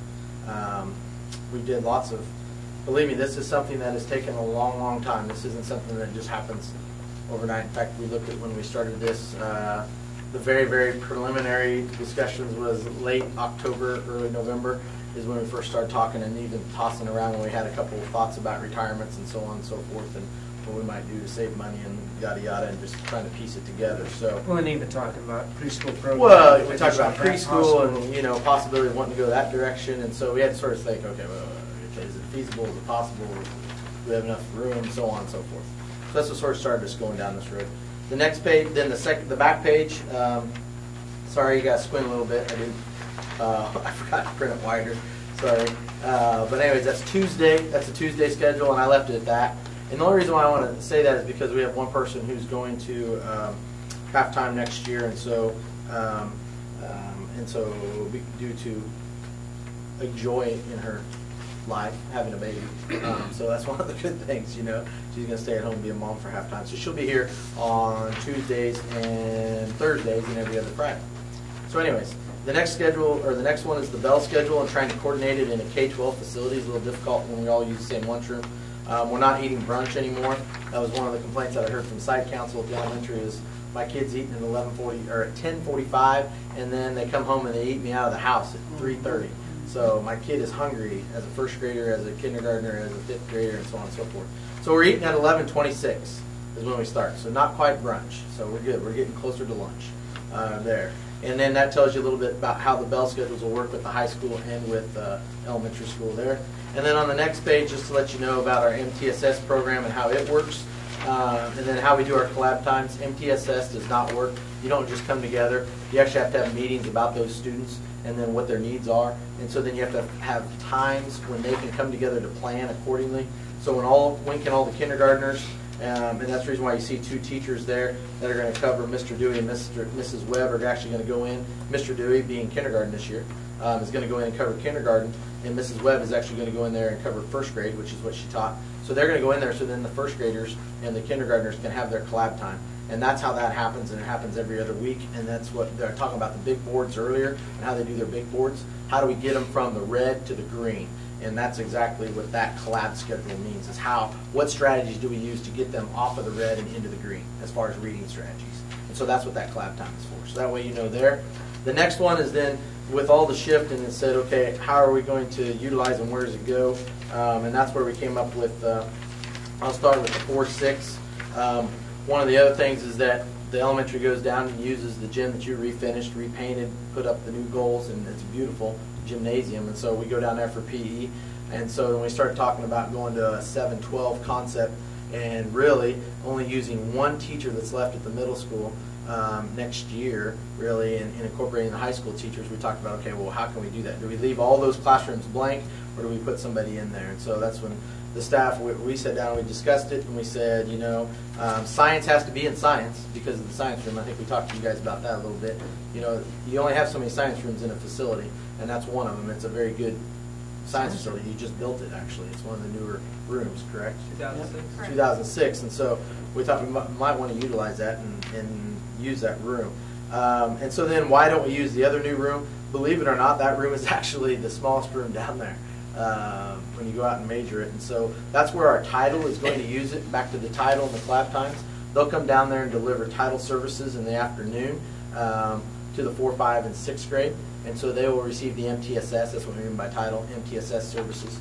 And they'll use that room. And then the 4th grade, and I put the name of the teacher there, the 4th is Schumer, new teacher, 5th grade Kilgore, 6th Dewey, and 6th Webb. And so back in the day when you guys were there, I'm not quite sure what it was, but the Webb is the old science room. if that helps you out. So it's the one closest to the weight room, closest to the band room, and then away you go down the hallway. Okay, what was it? Mrs. Harris's room. Okay, there you go. Who's ever room? Don't even start. Yeah. So I don't know. Some of them are shaking heads. Yep. Okay. And then the K-8 science is that's obviously Mrs. Martin. I did not put her name there. I apologize. So that gets you an idea. The thoughts are the four. Right now we separated anyways. Actually, it's our 3rd, 4th, and 5th graders actually meet out in the commons. We call it our commons. Out there when you first come in the elementary, that's where they gather in the morning. And then our K1, 2, they meet in the gymnasium. And so what that will do is we'll move our 4, 5, 6 to the commons. We'll have someone watching there in the morning. They'll gather there. They'll also go to PE right there. They'll be pretty much self-contained to that area, to be honest with you. The only thing they'll have to go is art and music, which everybody in this building goes to art and music. Our kindergartners go down, go through the hallways, go down to art all the time, and they'll go down to PE. They actually, if it's raining outside, they go down the hallway and go to PE as well for that one. So that's sort of the way the schedule on the 4-6 looks like. If you look on the back end, that's the K3. This is what this first started when we started talking about possibly the preschool, to be honest with you. And we didn't know which direction that was going to go. And so we were trying to make room for growth, per se. So if you ever did want to do it, it's a very easy shift to bring it in. And that's why you see a little bit of extra room. So this is, I'm a horrible drawer. I would fail art class, so I apologize. Okay? It's easy. It's not really a circle. Mr. Dooley has it easy because he just has squares. He's got it nice and uniform. Mine's in a circle. That's horrible. But anyways, you get a compass. I didn't have. You know, I don't have a compass. I know, I'm horrible. So you get my freehand. I'm sorry. You go around there. Workroom is. You know where the teacher workroom is. I'm going to go around. Health. They're going to get health. Help me out. K3 is going to get health every other day. They get PE every other day. So they'll have Mrs. Cope on health every other day, and the reason for that is Mrs. Byler thought 30 kindergartners in choir for 45 minutes might not be the best thing. And those are our bigger classes. Our kindergarten, our 1st grade, our 2nd grade, our 3rd grade. Those are some of our bigger classes. Okay? And so we said, hey, let's give them some healthy choices. They're going to go 20 minutes in there, 20 minutes, or 25 and whatever it is, 20 and 20 we'll say. Then we do have an extra room. That's Mrs. Martin's room right now. It's the 4th grade room where it says pull out. Mrs. Cross is actually the only one that has to move, and she's going to move over there next to Mrs. Robinson so they can collab. I told Mrs. Cross you could pick any of your rooms, and then we'll go accordingly. So she had the choice of all 3 of those, and she said, well, I'll go right next to Mrs. Robinson. And so they're going to be side by side there. Kindergarten obviously doesn't change. 1st grade doesn't change. Computer lab is where it's at. Scott has a makeshift computer lab there for us right now. It'll stay right there, stay put, and it's great for our kids using Lexia and the Moby Max. Mrs. Guilfoyle stays put, and so does Mrs. Brubaker. Mrs. Cross's room will become a pull-out. And you guys keep saying, well, you might ask, well, why do we have so many pull-out rooms? You would be amazed at how many times we'll go small groups and we'll need to pull out and go to a quiet setting. Or how many times when we have testing and we say, hey, we need to go to a quiet setting. Right now we host the speech language, and so she uses that room that used to be, I think, a principal or one of the principals or the nurses or something office down there. So that's where she uses. In the workroom used to be the old principal's room. The copier is in the old principal's room. So we were really limited to the amount of area down there to where we can have pull-out. And so at the 4th through 6th grade, we have a pull-out room, except for the afternoon, for those that want to do title when our SPED can pull out and go there. And then also they can pull out in the K3 in 2 different areas if they need be. Questions? Whew. My only question is 2nd grade. How come they're not in a room with the accordion doors? They're split. The only reason there is because that's the way they were last year. Mrs. Guilfoyle was there. Mrs. Brubaker taught 3rd grade last year. Oh, okay. So she was 3B instead of 2B. Okay. And this year she went to 2B. So instead of changing the room, we just left her where she's at. Because of her personal situation, to have her try to move that over the summer when she was going through what she was going through, I left her. No, I was just curious. I didn't know. Yeah. That's it. Well, and Mrs. Guilfoyle has been teaching a long time. She's got a lot of stuff in there. We just leave her right there and let her keep her stuff. And because of that, then we set up the computer lab down there, and so, I mean.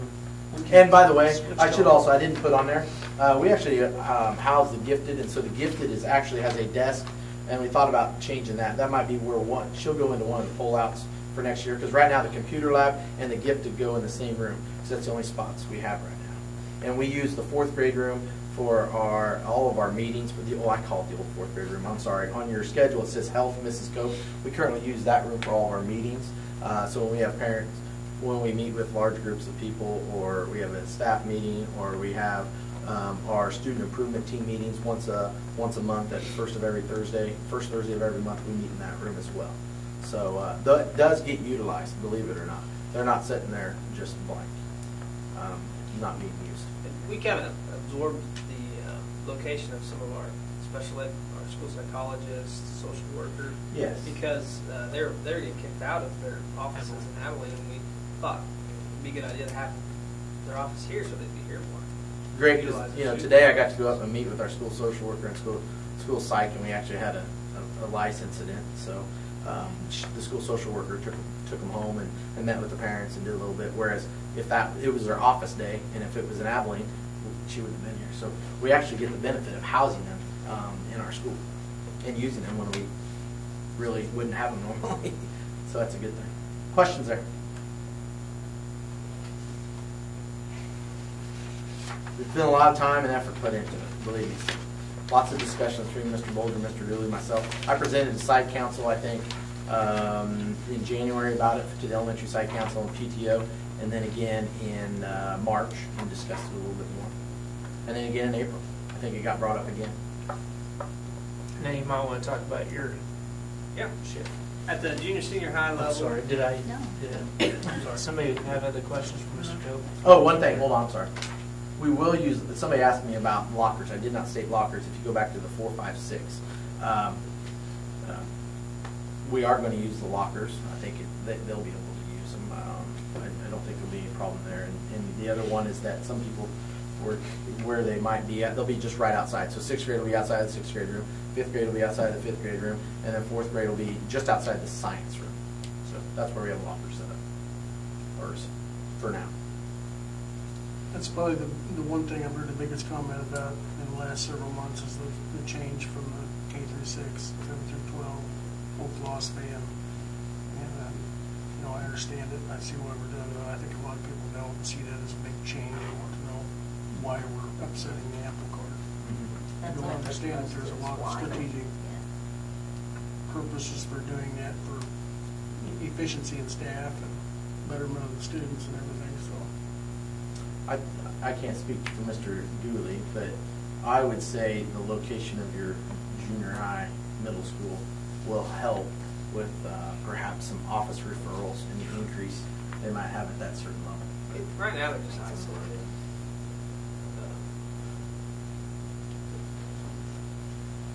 I can't, it's hard to be both places at one time. Well, and just the fact that we're really losing the middle school concept and really going into a junior senior high. I mean, we don't have a middle school class. We're sharing teachers now, and I mean, we could probably move teachers. That's a lot of movement all day long, and then you're asking teachers to move from this area down to this area for that class, and who knows? It would just be all over the place. Well, one of the things, and I'll let this Mr. way Dooley. we've tried to centralize things. Sorry, Mr. Dooley. I will let you here in a minute. But if you want to go back to the front page, because I do want to describe one of the other reasons why we did it. Remember we talked about how one of our targets was our math scores and how we wanted to improve them. If you look, and this might help, and you hear people in the public, and if they ever have any questions, to have them come, and I'll be glad to sit down and do this exact thing with everybody, anybody. That's why I did it at site councils too. Or we did it. We presented it to the high school site council too, if I remember right. Yeah. But anyways, if you look up there, it says 4S, 5K, 6W, and 6D. Those where it starts green, yellow, and then whatever you call it, pink or whatever. And it goes science, PE, math, and math. In the math centers, what's going to happen is that we're going to take our 6th graders next year and we're going to divide them up in basically 4, because they're all going to teach, even though it says science and PE. So you think they don't have anything as a teacher? No, they're actually going to be in the classroom with the 6th graders, and they're going to be dividing out and really doing small group interactions, doing interventions to improve our math skills And they're going to do that every single day. So those teachers aren't just going to sit there and be a 4th grade teacher the whole day, a 5th grade teacher. They're going to go in there. Vice versa, when you go back down there and you see where it says Math Centers for 4S and 5S, if you just follow it down to about 1045 in the pink, where it says PE, those 6th grade teachers are going to go into the 4th grade classroom, and we're going to separate them. And we're going to get 2 trained professionals, teachers in the classroom, getting after it and doing math skills and teaching them whatever skills that are needed. And I say that I'm not trying to blanket it. I'm just saying it depends upon whatever they might be working on. So they'll have an upper group and a lower group. So we're not just teaching to the bottom level one day, then the middle group, and then we'll teach the high group, and then 2 groups are completely lost. Okay, or one's bored and one doesn't understand it. You see what I'm saying? So the idea is to basically differentiate instruction in our math, and which in return should improve our math. And so that was our focus all along in doing this schedule. And so another reason for them to be down there, they're going to be doing so much shifting down there. That way they're all down there on their own, per se. And I hate saying this, but elementary teachers sometimes can departmentalize a little bit easier than high school teachers, meaning that they can sort of discipline themselves sometimes a little bit easier because they are still the only teacher, as Mrs. Schumer or Mr. Dewey or Mrs. Webb or Mrs. Kilgore. Those are the head of the classroom, whereas in high school you go to 8 different teachers. Does that make sense at all? So there's one person they're answering to. There's one person that's going to call home and say, hey, Johnny was not a good guy today, and here's the reasons why. Okay, there's a lot of that. Not that you can't do that in high school. It's just done a lot more in elementary. Well, plus that's a good group if you're going to put somebody down in that area. Those teachers are strong, and they're well in their classroom management. So I just wanted to explain, so that way you knew. I mean, it was academically based why we did the change.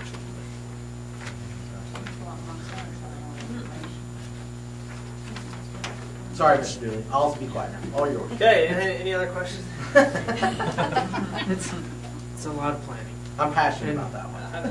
I know you guys just don't see that how much we do. Right, and that was one of the reasons why we wanted to discuss it more, is because more information is obviously better. So, all right, we will shut up. You can talk now. All right, at the 7th to 12th grade level, we've reduced our number one. We've reduced our, and that's not the purpose for this, but it's one of the benefits of making this transition. We reduced our staff from 21, like 21 and a half, counting some teachers we shared, down to 16, and actually about 15 and a half. That's and that 16 I include art. We went to an 8-period schedule, which is what we had last year. We added a seminar this year to work on some. We had some kids behind in some credits to allow some extra time to do those things. And with doing this, we've really cut down our staff, and kind of what it came down to is at the middle school level, to give those teachers a full course load, you kind of had to have, like for science, you had to have 2 sections. Well, when you have a class of 19 kids like we do in our 6th grade, that means you got one class of 11 and one class of 8. So we were having class sizes, and those 8 kids would be, at least one core subject would have those.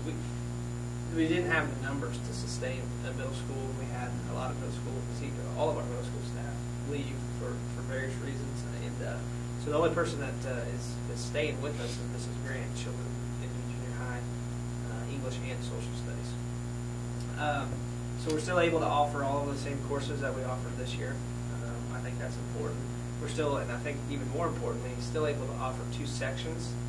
Take our freshmen, for example. We've got 34 freshmen. We're going to be freshmen.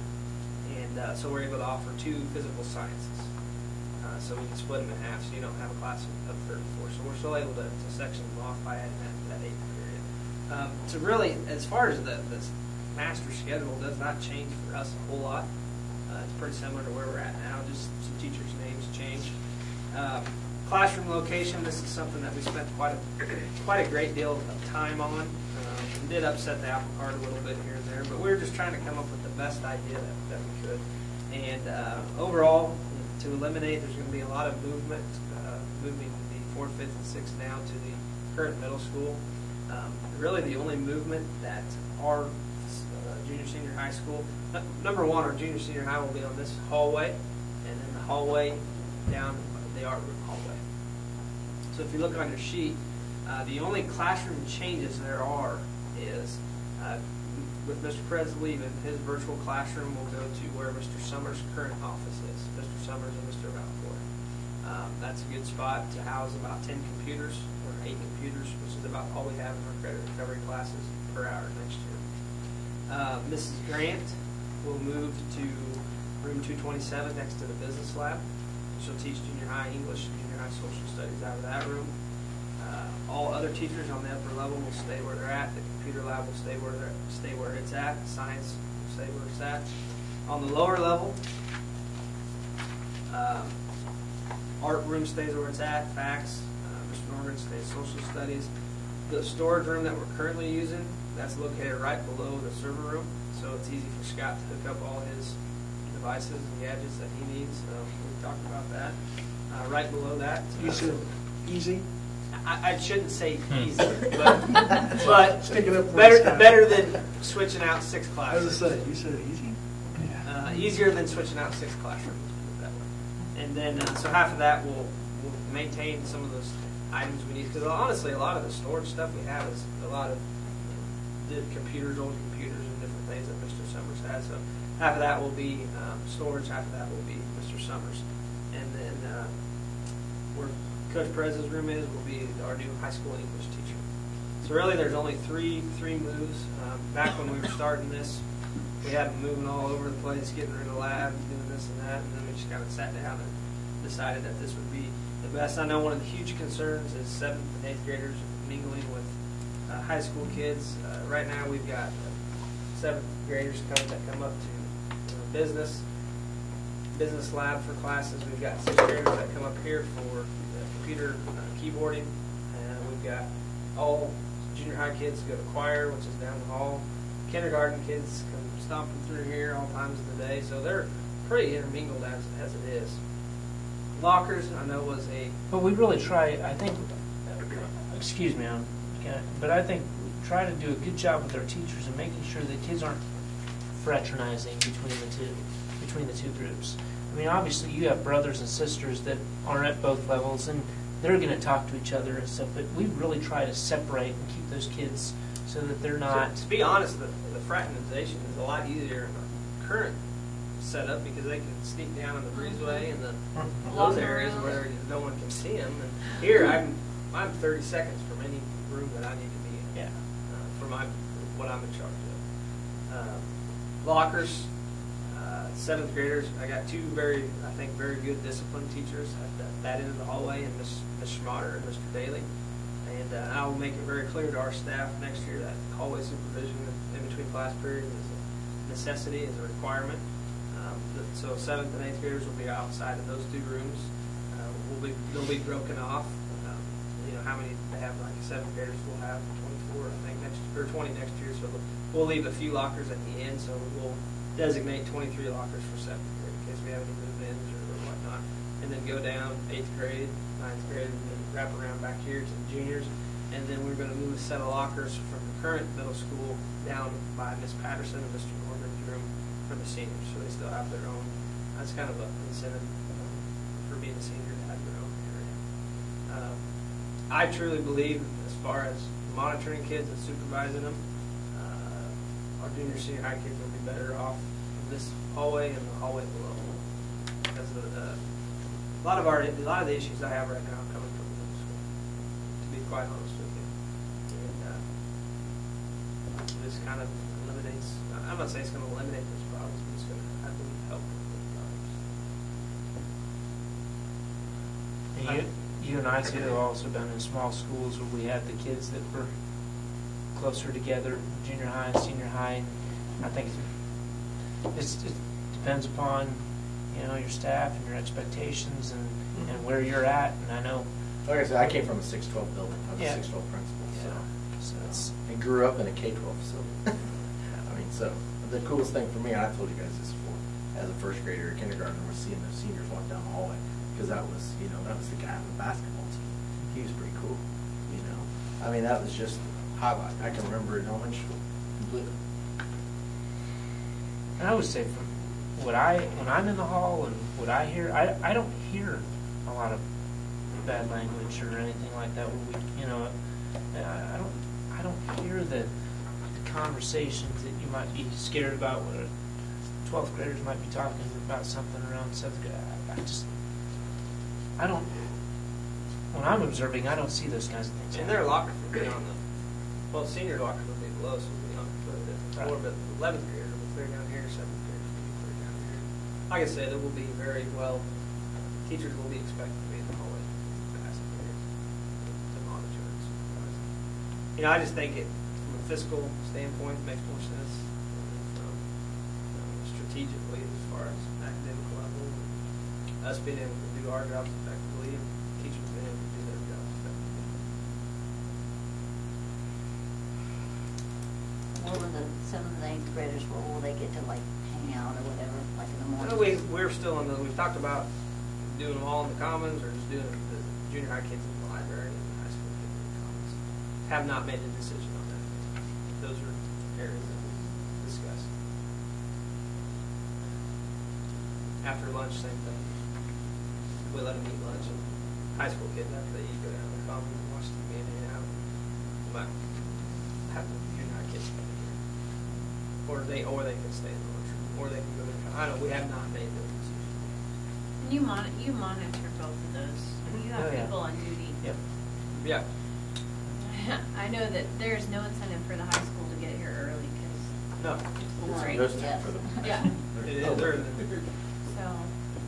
So my middle school kids want to get here early, and it's a fight at home because by the time they're junior or senior, I don't care. Any other questions or comments? I think from what I've heard, it's not so much the cussing or it's the subtle interactions that I think parents might be worried about. You know, they're very subtle that you don't see. That stage is not in a good place. If you can remove the stage in the locker rooms, I think that subtlety, those are things that have been here for forever, and I'm sure all of you know where more hiding spots are than Mr. Dooley and I know. So I'm just saying is that they'll find it. I mean, if it's, they'll find the hiding spots. There's no doubt about it. But we're hoping that the only time the junior high really has to go down, and I can say junior high, the 7th and 8th graders really have to go down to that direction where there is more of those spots per se would be for the band, because the rest of the time they should not be in that end of the building at all. 8th graders will have I think on the Oh, other 8th side. graders have ag. What about Oh, yeah, athletics? science. Yeah, science. Yeah. My fault. Never mind. 3 times a day. They won't be in the high school locker room. They'll still go to their Yeah, it's fine. Yeah. school locker We'll have room. the junior locker room for PE. In sports. But I mean, there's where some of your That's That's where the where a lot majority of of it is. Yeah. that's where a lot of that comes from. And that's difficult. Because I've kicked a few out from back. You got girls that are changing. We have a para that goes into the girls' locker room for 6th, 7th, and 8th PE, 10 minutes at the beginning of class and then at the end of class, and then he's still got to be able to Yes. keep attendance. And he stands in the middle where the junior high locker room is, It's and just then where great. the Yeah. boys' locker room is. It's just it's a bad setup. To be honest with Ready you. to go with the boys?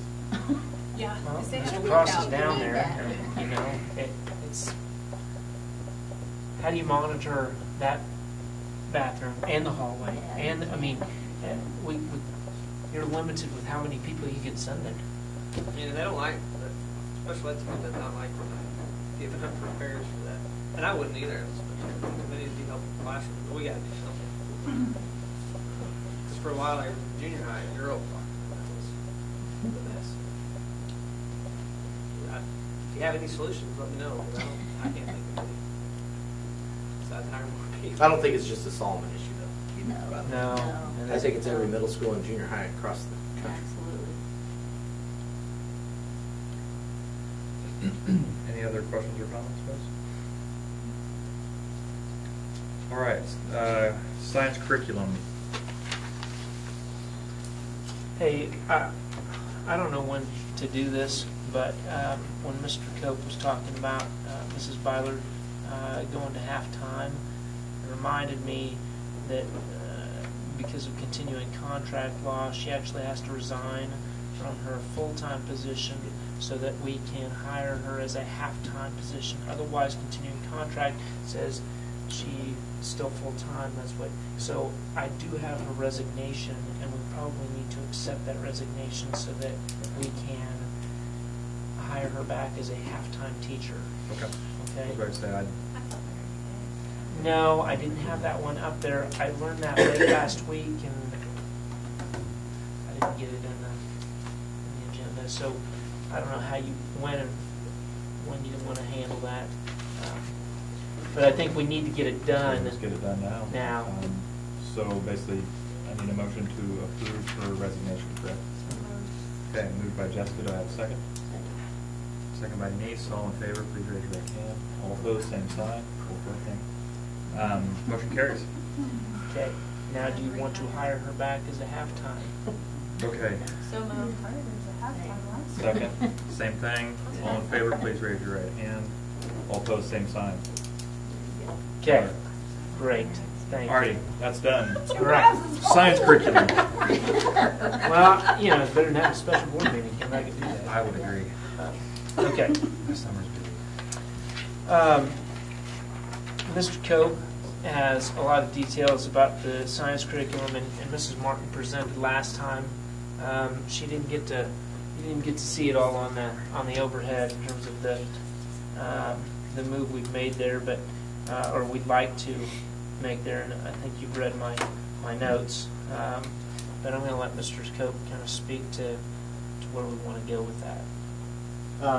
When she came in and presented with the kids last month, we were also looking at FOSS. FOSS has been around for years and years and years. It's just different companies. I think she presented on a different company, if I remember right, and it wasn't necessarily that one. And she presented on a couple other ones. And we looked at all the price quotes and everything, and I was actually battling with them on the phone today. And I'm like, explaining who we are and what we are and where we're at, our location and so on. Basically, no one has NGSS, which is Next Generation Science Standards. No one is completely aligned. If you go and you talk to a textbook company and they say they are, they're not. They're just not ready for it because they're still dissecting them. However, a lot of them have gone piece by piece by piece. And the one thing you need to know about science is broken up into a couple different areas. You've got your Earth, and I got to make sure because I'm by no means am I the expert, and that's the reason why I did that. Earth, life, and physical. And right now, the Earth is all aligned, so you're in good shape. The Earth's aligned. So that's what she told me. I'm like, okay, that was her science joke of me today. I'm like, I didn't get it right away, so I said I will repeat it. So all right, I did it. It's a plain joke. Okay. The very first quote, it should say year one quote for science. And that's in your PDF, and I believe it's in the elementary stuff, and then it says science. In the year one quote, this includes kits for enough consumables for 100 students, or pretty much that means 3 years for us if we have a big class of 30 or so, okay? And the consumables are everything. It comes with pencils, if it requires pencils, if it requires Q-tips. These are all in these kits, okay, these science kits. They come with readables. So we talked about the cross-curricular with the reading and so on and so forth. And it has those components that will also go into the classroom. This is fully aligned to the NGSS. The K3, this quote you're looking at here would include K3 Earth and 6-8 Earth. And it would include 4-5 everything. 4th and 5th grade is the only thing that they have aligned completely to NGSS. The other stuff, it's only Earth. And so that's why there's a 3-year plan, because the 3-year plan will allow us to eventually get aligned to the standards all the way through in 3 years, our science curriculum. The good news, as some of the other ones that we've purchased, the Wonder series, if you remember, it is a 6-year subscription, which means that at the end of 6 years, guess what? You have to renew that subscription and do it again. The good news with these kits come with an online code. That code is good forever. It's not a subscription. That code comes with the book, and it's no longer a subscription at all. And I believe that the one that she presented last month to you guys, it was a 7-year subscription. This one has no subscription. That's a good news. Higher upfront cost, but in the long run, you can keep it for 10 to 15 years. if that makes sense, because you're going to be redoing that cost every 6 years with Wonders, okay, in order to get the online version. So that's how textbook companies are really getting you, by the way, is the subscription. So I was glad when they said there was not one there. The other thing that this will allow us to do is every 15 years, I talked about that one. This will allow us to also get, they'll train her, and they're going to put her up. There's no training in Kansas, of course. The nearest one, this is a nationwide company. Like I said, just look it up, FOSS Science. And the nearest one's in Nebraska, and they'll pay for her to go up there and pay the hotel and everything for her to get trained. So I was like, sweet. I didn't know that's not a lot, but it is really. That's not a cost out of our hands. $17,183. That gets you pretty much K-8 Earth, and then it gets you 4-5 your physical and your life. Okay, so it gets you everything. The next year, year number 2, and then I'll open her up for some questions here. The nice thing that Mrs. Martin has spent time on is to make sure that none of our kids will miss out. In other words, she has figured out that, okay, I'm going to teach everybody Earth in 6-8. The next year she's going to teach everybody, year number 2, she's going to teach everybody life, and then year number 3, physical. So if you're a 6th grader right now, you will go through all 3. Okay? And so then what about the 8th graders? The 8th graders are going to catch that up when they get into high school. Okay? You see what I mean? They're going to take biology, and they'll take your chemistry, and they'll take so on and so forth. So they will get caught up there, because I know that was the question some of them that I asked her. I said, well, what about our 8th graders? Are they going to miss out on everything else? And she said no. The 7th graders would already have their 6th grade, and supposedly the way that we're teaching it now is this way. So we're just basically piggybacking. Everybody's going to get the Earth aligned to next generation science standards for next year. Am I making any sense at all? Because it was confusing to me when I was sitting down with this lady today. 10,000 is year number 2. And that is aligned. And then year number 3, she cannot hold the quote right now because it's 3 years out. She can guarantee us that price for this year and for next, the following year, I should say, for 15-16 and then 16-17. But this year 3 is 17-18. She cannot guarantee it because that's a ways out. But she said, for the most part, if she was to guess, it'd be about 12,000. And the reason for that is because she's guessing there'll be a little bit of inflation in 2 years. $2,000. And so it's one of those that we can negotiate with her every single year. Only thing you need to pretty much approve right now, if you want to go that direction, would be the year number 1, which would be, like I said, if you want me to restate that again, which is the 4th and 5th grade everything, K3 Earth, and 6-8 Earth. Now, one of the things that I talked with Dean Ann about was what do we do because of the curriculum that we have right now and where we're at. And Mrs. Carver, with her retiring, a lot of that curriculum is her curriculum. It really is. A lot of the supplies and materials in there is her stuff for as long as she's been here. So here we ask Mrs. Martin to step in there and help us out. And, you know, she's an awesome science teacher. She's an awesome teacher. She's thrilled to be delivering science to K-8. Now, I didn't guess we didn't realize that it might be this much, but knowing that we're now aligned to the next generation science standards, we should not have to do any updates until they redo the standards. But you know, you're talking 10 to 15 years before you probably have to address science in K-8. So when you look at it that way, remember, you're going to look at your reading in 6 years again. Your science you wouldn't have to address for. You're going to have to look at math and reading. That's what I mean. They're constant. They're constant. Whereas science, a little bit different. And they are aligned, which just came out. So if we can negotiate year 2, year 3 is probably going to go up. Why wouldn't we buy 1 and 3 now? They won't sell you 3 yet. It's not aligned. The curriculum's not aligned to the next generation. They haven't broken apart the standards and aligned that curriculum. You can buy it, but it's not aligned to the curriculum standards, next generation science standards, NGSS. And you don't want to do that. Don't buy it if it's not aligned. That's what every company I've talked to said, that don't buy unless, you know, that all of them are at some stage. None of them haven't fully developed. Because they just came out end of last year. Yeah, end of last year is when they came out. So nobody is that quick on Nobody's their more than a turn. year. No. So your recommendation is just year 1? Just year 1 would be my recommendation. And we have no curriculum at all. No. He would know more for 6-8. I couldn't speak to 6-8 because I didn't witness anything 6-8. There's curriculum, but not aligned with the next generation science, which is what we're going to be testing.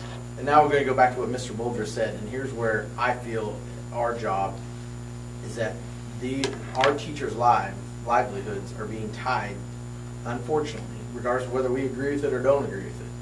Their evaluations are tied to test scores. So it's just like you saying, okay, we're going to go and evaluate you guys at your job, but by the way, you're going to teach to the standards from 1990, but everybody else you're going to be held to this year's standards, but the only thing you're allowed to teach to or to have in your toolbox per se is from 1990.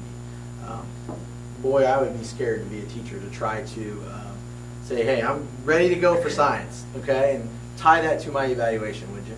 You know, and because I can't say that we're not skipping standards that we should be teaching our kids, you know. And the other good news is that Stephanie and also Megan Kilgore are trained through a grant that you guys got last year, I believe, to the next generation science standards. They've been trained professionally on how to incorporate those into the classroom, and they're doing that at the elementary school right now. So that's pretty cool. Lots of good things going on. Well, the timing's right. Timing's right, Yeah. or bad, depending on how you look at it with the budget. I mean, Well, for the students Oh. and the change in Perfect the timing. next Yes. generation. Right. And with The fact us that and the Mrs. Trump is change. retiring is, Yeah. you know, the timing's right that we do need to make a change. Now, as far as where it's going to come out of, I'll let these two talk about where the money might come out of. But does that mean that they only get the earth then? Is that?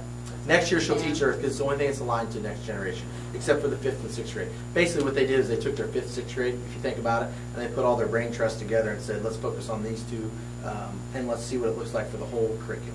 And then they all focused on Earth. They actually, you could do, they do have a little bit of, I think I wrote that in there, of the life, but nothing of the, none of the physical is aligned. How would that, what will that do to like their test scores next year? Oh, they'll be fine. Is it They'll- just with their, They'll be fine. Because she'll pick up on the other standards. It's just that she's going to have to pull her different resources in to meet those standards, just like she will until we get the whole curriculum. Because right now you're looking at $40,000 if you did everything, but you wouldn't want to do that because they're not aligned. So don't do it until. That's why it's in segments. My biggest one is to say, hey, heads up, because there's going to be a $10,000 one coming next year. Any other questions? You look at it over a 15-year period of the last grade, that's not expensive at all. No. And you're going K-8, which is unheard of. I do want you guys to understand that's unheard of.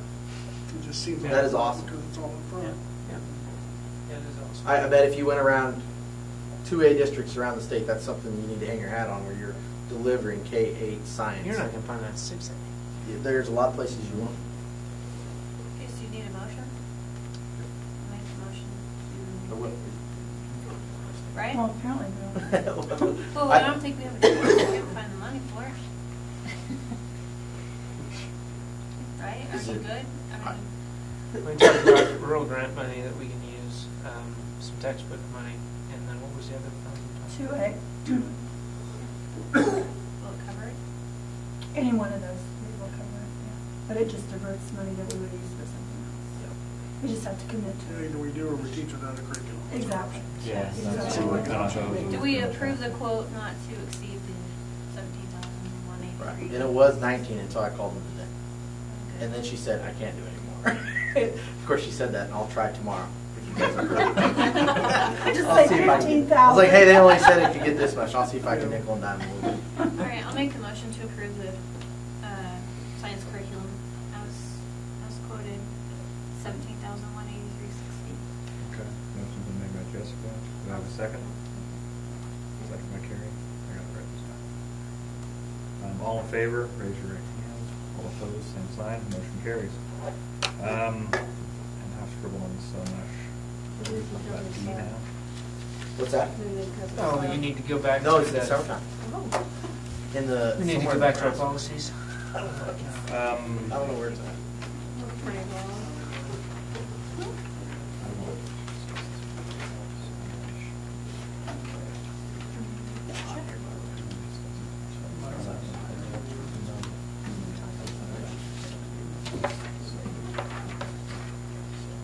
Okay, yeah, we need to go to board. Board policies, the updates. Set it off. Now you're gonna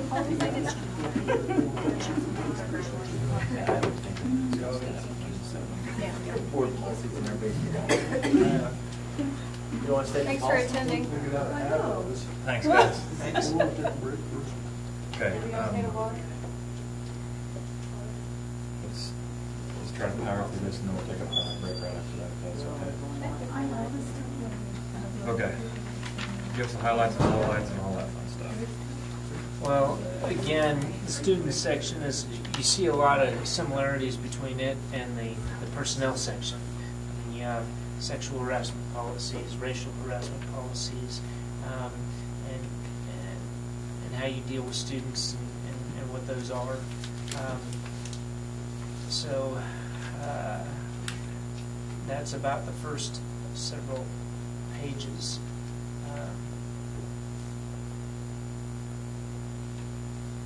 Let's see. Then JGFB is supervision of students. Students have to be supervised by school personnel when they're under the jurisdiction of the school. Each building principal, has to make sure that that happens.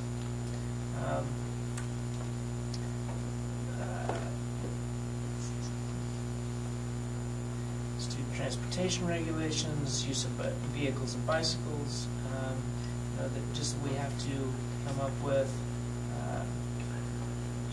We have to develop procedures regulating driving, parking, use of vehicles. We do that. About walkers and that kind of thing.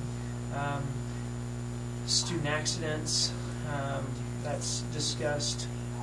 What has to happen there. We have an accident report form for insurance purposes. We have to supervise the way kids take when they take medications here. We have to document all that. There's a procedure for all that. It has to be kept in a bottle in a secure place, and parents have to register it all. And anyway, student self-administration of medications. We have that.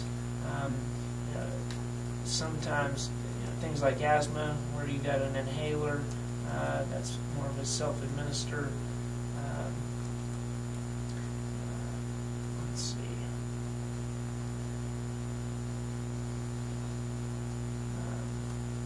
We've got policies on accommodating students with diabetes if we have that issue. Using EpiPens and all that. Transportation. It says bus transportation should be provided to and from school for those students who qualify. They have to be 2.5 miles away from the school. All that fun stuff. Use of surveillance cameras. Where we can use those, how we can use those. Talks about our school food service programs. Vending machines, what's legal and illegal anymore. No vending machine or play machine may be placed in any building without prior approval of the superintendent. So there's more and more restrictions with in terms of the school wellness policy and nutrition guidelines with those things. Student activities, talks about eligibility, all that. This is a section that deals with that. Clubs, organizations. We have a huge section that was put together back in January 14, 2002 about cheerleaders and when the uniforms are ordered, and it's pretty extensive. It even gives specific dates as to when uniforms will be purchased. I'm not sure that we're following that anymore. So that might be a section that you want to really pay attention to. You might want to, I don't know, 2002, it's 13 years ago. It may be time for a new policy. You might want to look at that next year. I wouldn't change it right now, but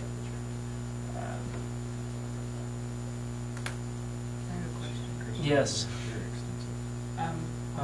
It's very, very specific. Apparently, it was a very big issue back in 2002. It's always an issue. There were meetings in the library. It was quite a time. Well, I'm questioning because we have the 14 that are wanting to do the cheerleading, and we were supposed We to had order 14 15. tryouts. Oh, they were just trying out. We just, Yeah, you only get 10, right? 8. 8 altogether. Yes. there's an 8 and then 2 alternates. Right. How does the alternates work? If one of the 8 is sick or hurt or can't make it, then the alternate steps up. Okay, so are they technically part of the squad? They are. Do they get to, They do everything except for cheer if the 8 are available. and is this school policy? It is. Huh? What's in there?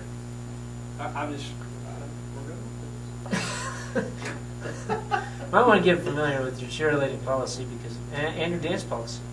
Dance team policy. Cheerleading is your always dance an policy. issue for some reason. Always. Well, I mean, It has been in we don't every- have enough uniforms. If we, or we do have. I mean, we might have to get 1 or 2. That's not a huge To do 10 or more? Well, it says we ordered 15. Wow, this one was adopted back on October 10, 1995 with the dance. Reimbursing of expenses, of student activity trips, requests to the board under the dance stuff. Then you get down to student publications, which just deals with, newspapers and yearbooks and anything that the kids create, newsletters, whatever, and supervision of that, advertisements, and gang activity, which seems to be a big issue here in Solomon. Have a policy for that. Community activities, you have to have permission from the principal. The employment of students. Solicitations, you're not supposed to, students are not supposed to solicit, teachers or anybody during the day for fundraising. That has to be all done after school. And Does it work the other way around? yes, you cannot do that. Yes, Teachers can't solicit students? that's correct.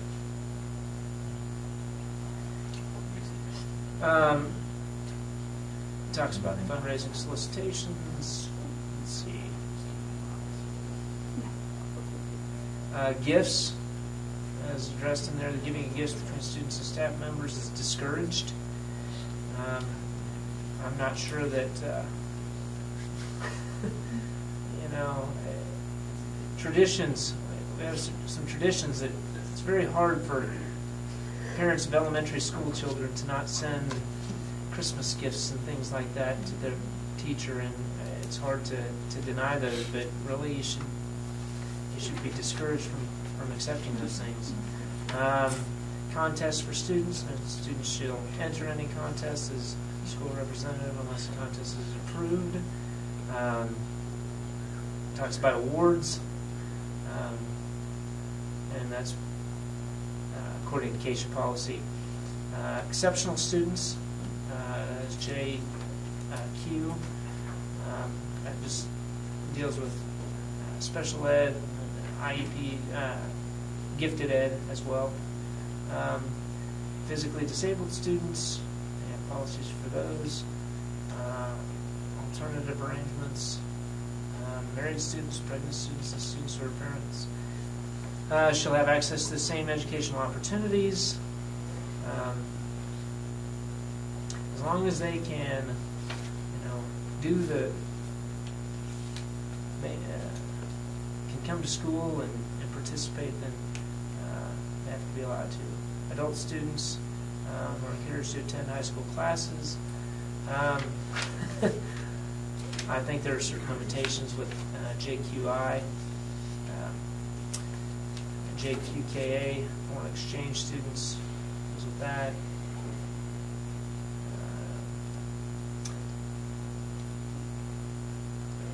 Hearing procedures for exceptional students that are different than regular students. Student records, whole section on student records and confidentiality, types of records and what we must keep, release of those records, understand why that book is extremely thick now. It tries to cover anything and everything that might come up. Disposition of records. All student records will be maintained and screened periodically. We have to keep those things up to date. Just hearing request. Student fees and charges. I highlighted an appeal procedure to be used by students or parents to claim an exemption from paying the fees or charges.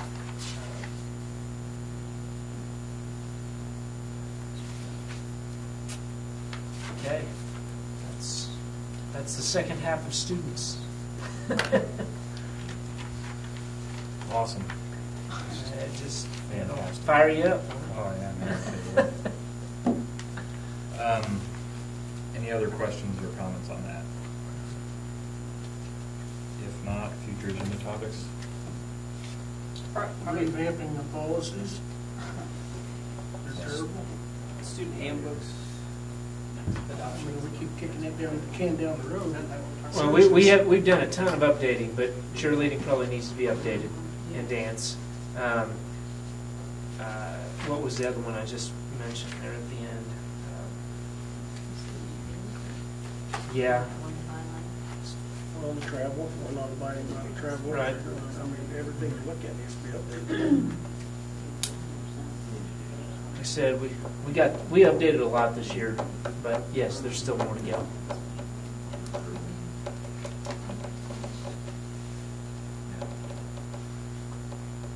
Well, we can convert them. I converted one, sent it to Dean Ann just to show it to be done. But it requires a whole lot of cleanup. Yeah. Well, that's me. I have time this week to scan it in, but I don't know what's for you. If you want to Well, I have all the.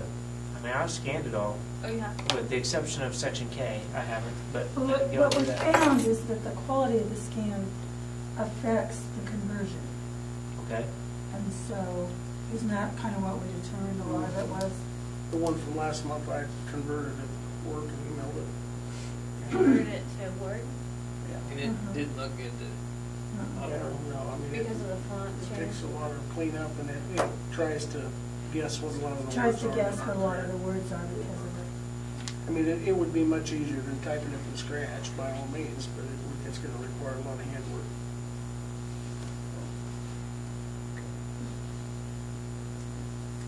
So if we got a good, crisp scan, a complete document, that might be a good place to start. But I don't know, does that exist? Because even- I know, because I you don't feed know. them through the Because scanners. everybody's got copies of copies of Yeah, copies, that's- so, Yeah. yeah. Like we discussed, we're going to have KSB come in. Yeah, you're just probably going to have Get to the pay for digitized copy. an audit and just get it updated to what you want.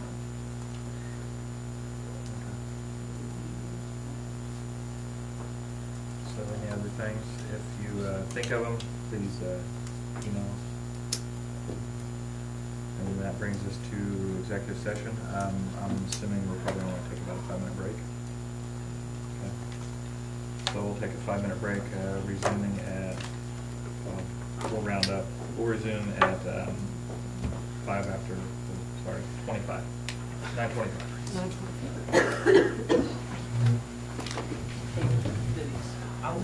Camera qualified.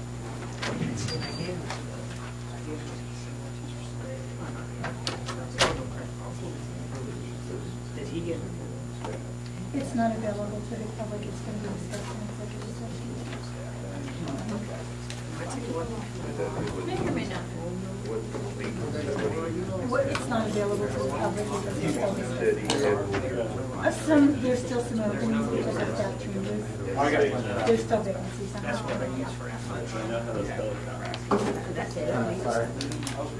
Was that a 10-minute break? What did you say? We're reconvening at 9:25. At 9:20. Oh, I think I actually, How was your training? it was good. It went good. There was a ton of people there. I was good surprised. And I've got that out of the way. There's a lot to take in and all Yeah, that. yeah, It's a little overwhelming. yeah. After about 2 years, you go, oh, yeah, I get that. No, it's clicking. So, okay, okay. And you got, over to the courthouse and got sworn in? Yes. Right? Do you need a, they didn't know if you needed a copy of that or no? Okay, I trust you do. okay. She has a copy. It's just a. You did that, didn't you? You'll do that, won't you? Yes, ma'am. Okey dokey. As soon as I got the consulting, that's out, get right over it. That's not gonna get you off the board, so you mess around all you want. You're still stuck on here. There needs to be lockers.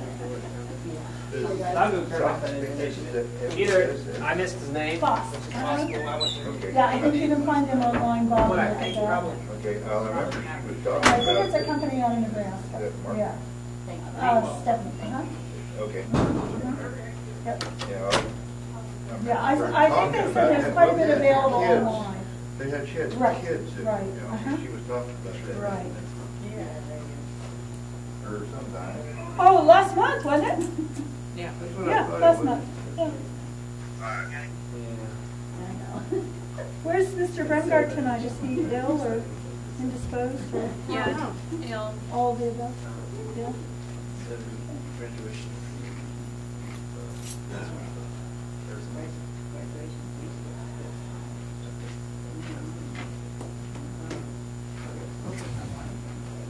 Little desk was Texas. If you ever read Store Debt, Lane. I know, gorgeous, isn't it? It's You know just what beautiful. you pay for it? $30? Really. Yeah. I could say it looked like it never I had any know, kids sitting I in it. know. Yeah, I Yeah, thought, I whoa. remember having rows of those. And I was gonna put plants on it, and I thought, no, you're not. No, you're not. Really? Yeah, show you what I got from other people about that.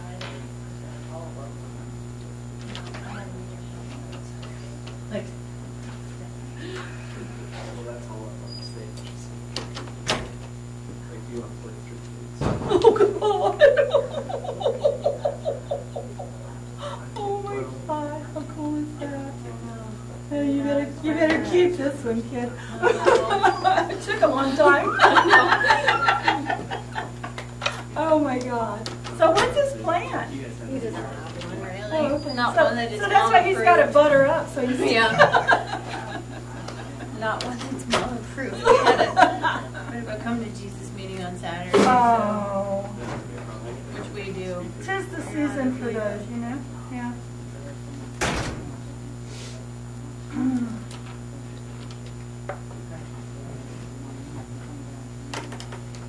Supposed to be happy he graduates.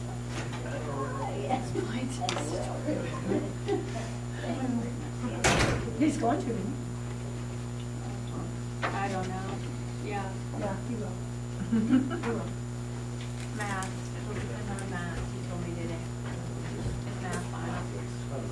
He thinks so. He thinks so. Right. He's just struggled since Mr. Funk has left.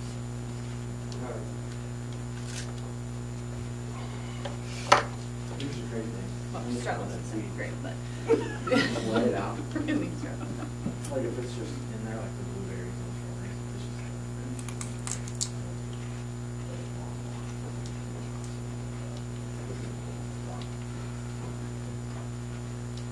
Like you said, like,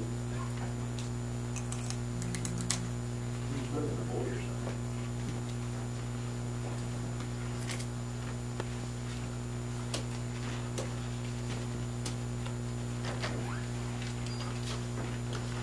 Okay. Very good.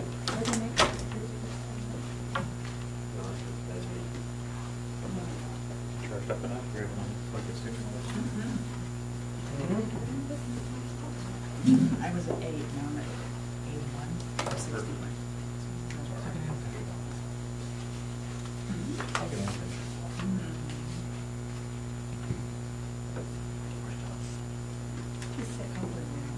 It's 9:25. That's 124. Okay, let's get back into regular session then. What's left is executive session for non-elected personnel. Do I have a motion to go into executive session for, say, much do we have to talk about? Probably 30 minutes. For starters. Starting at 9:25. Okay. Motion made by Carrie. Do I have a second? Second made by Jess. All in favor, please raise your hand. All opposed, same sign. And to start with, it'll probably about first 5 to 10 minutes just with the board.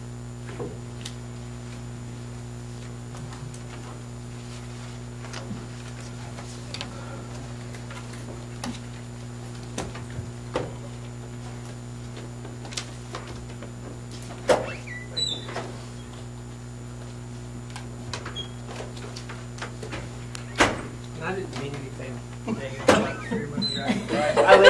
That's really bothering him too. I live with 3 women in a row.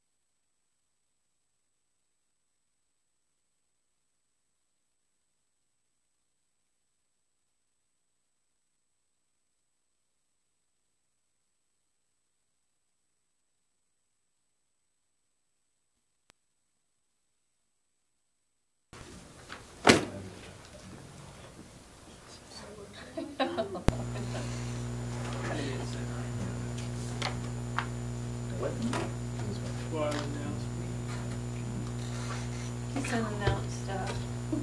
Yeah, I was reading through that. Hey, that works good, just having a teacher, you know. I never listen to me. At least now I know what's going on. All right, we back on, Brad? Mm-hmm. Okay. We're back in regular session at 10:42, looks like it. Correct, okay. Eyes are getting a little fuzzy.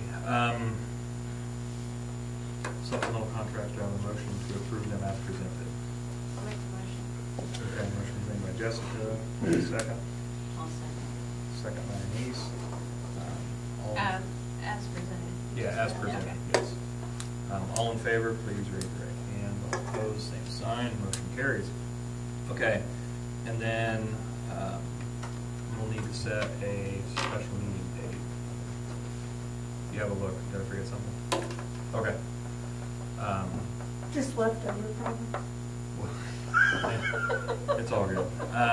Okay, so we need to set a meeting date to approve contracts of new administrators, correct? Administrator. No, administrators. Oh, administrator. Yes, because we need to finish his contract, so administrators. And you said you were interviewing soon, right? Friday, Monday. Friday, Monday. So how much time do you need? What about the 26th? Because then if we have any others, or is that too late? It's getting pretty late, isn't it? Oh, it is too I would late. say It is too late. either, and we can do it in the morning, shouldn't, What about, we all Take long. have to, do we all have to be here for 8th grade graduation to stand on the thing for the promotion, They right? won't come to the creek, just only a couple of them. Oh, Last time it was Brad. no, I'm there. And Jessica. A couple of them. I I mean, not to pretend, but I can't. not. Well, after you interview on Monday and you offer the job, they might want a day to. they're gonna want a day at least. That's the reason I said not on Tuesday. I was gonna So- say on Wednesday. Wednesday or Thursday then? Okay, so which one works better? Does Wednesday work for everybody? I'm okay. Yeah. Wednesday the 20th, the last day of school, and Yeah. she and me tea for Girl Scouts. Doesn't work for me.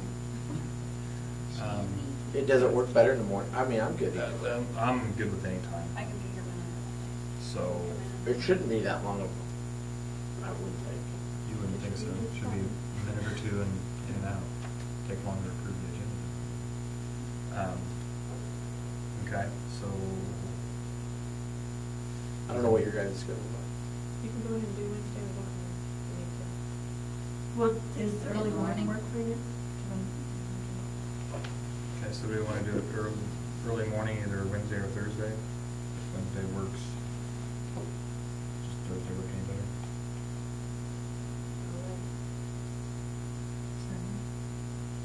In the morning? Yeah. I'm up by 4 anyway.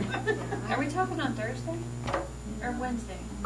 Well, I was shooting for Wednesday, but I was asking Carrie if Thursday would work for her to be able to In the morning or in the make it in afternoon? the morning.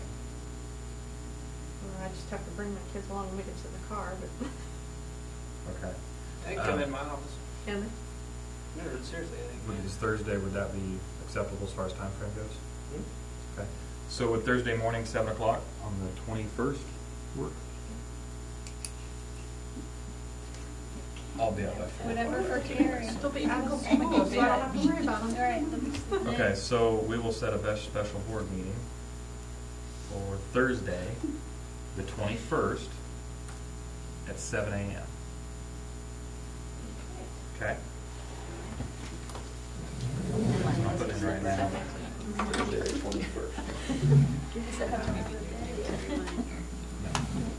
No.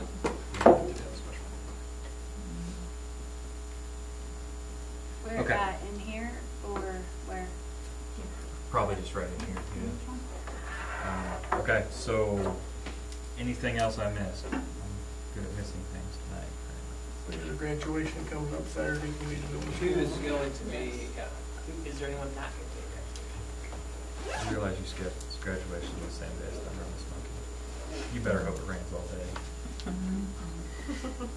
I assume you need somebody for photographs Friday. I do need a school board president. Sorry. That's fine. I forgot that we had school board president there for pictures on Friday. Okay. And then, is there anybody not going to be there Saturday? And then promotion, who's going to be at promotion on Tuesday? Tuesday of next week? Tuesday evening at 7 o'clock. Who will be there? I assume you would probably be there. I'll be I guess you don't have anything. I'll be there. Anybody else not going to be there?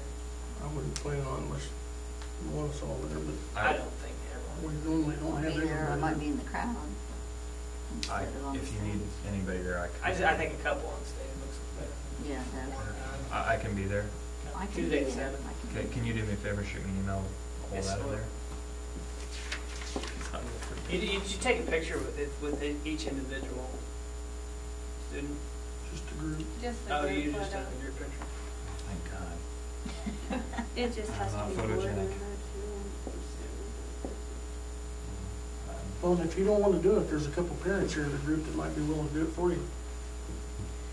If you would, I mean, I understand that if you rather would, I've got no problem with that. I can't speak for Mrs. Cherrick, but I he's a can do parent. whatever. So.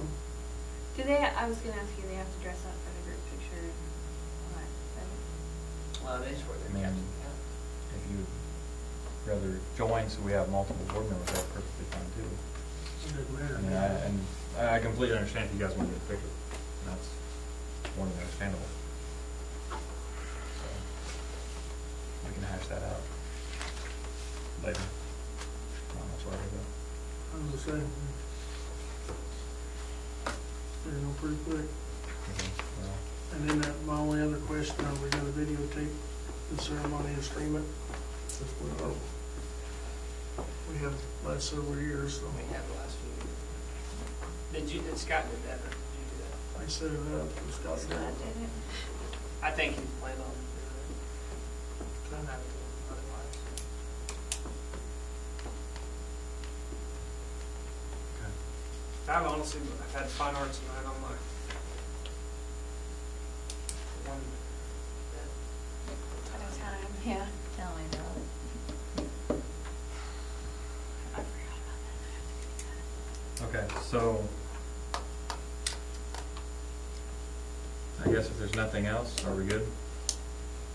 I don't have Todd here to make a motion to adjourn. Make a motion to adjourn. Okay, Jessica will make the motion. Second. Second by Denise. All in favor, please raise your right hand. All opposed, same sign. It's up to you, Brad.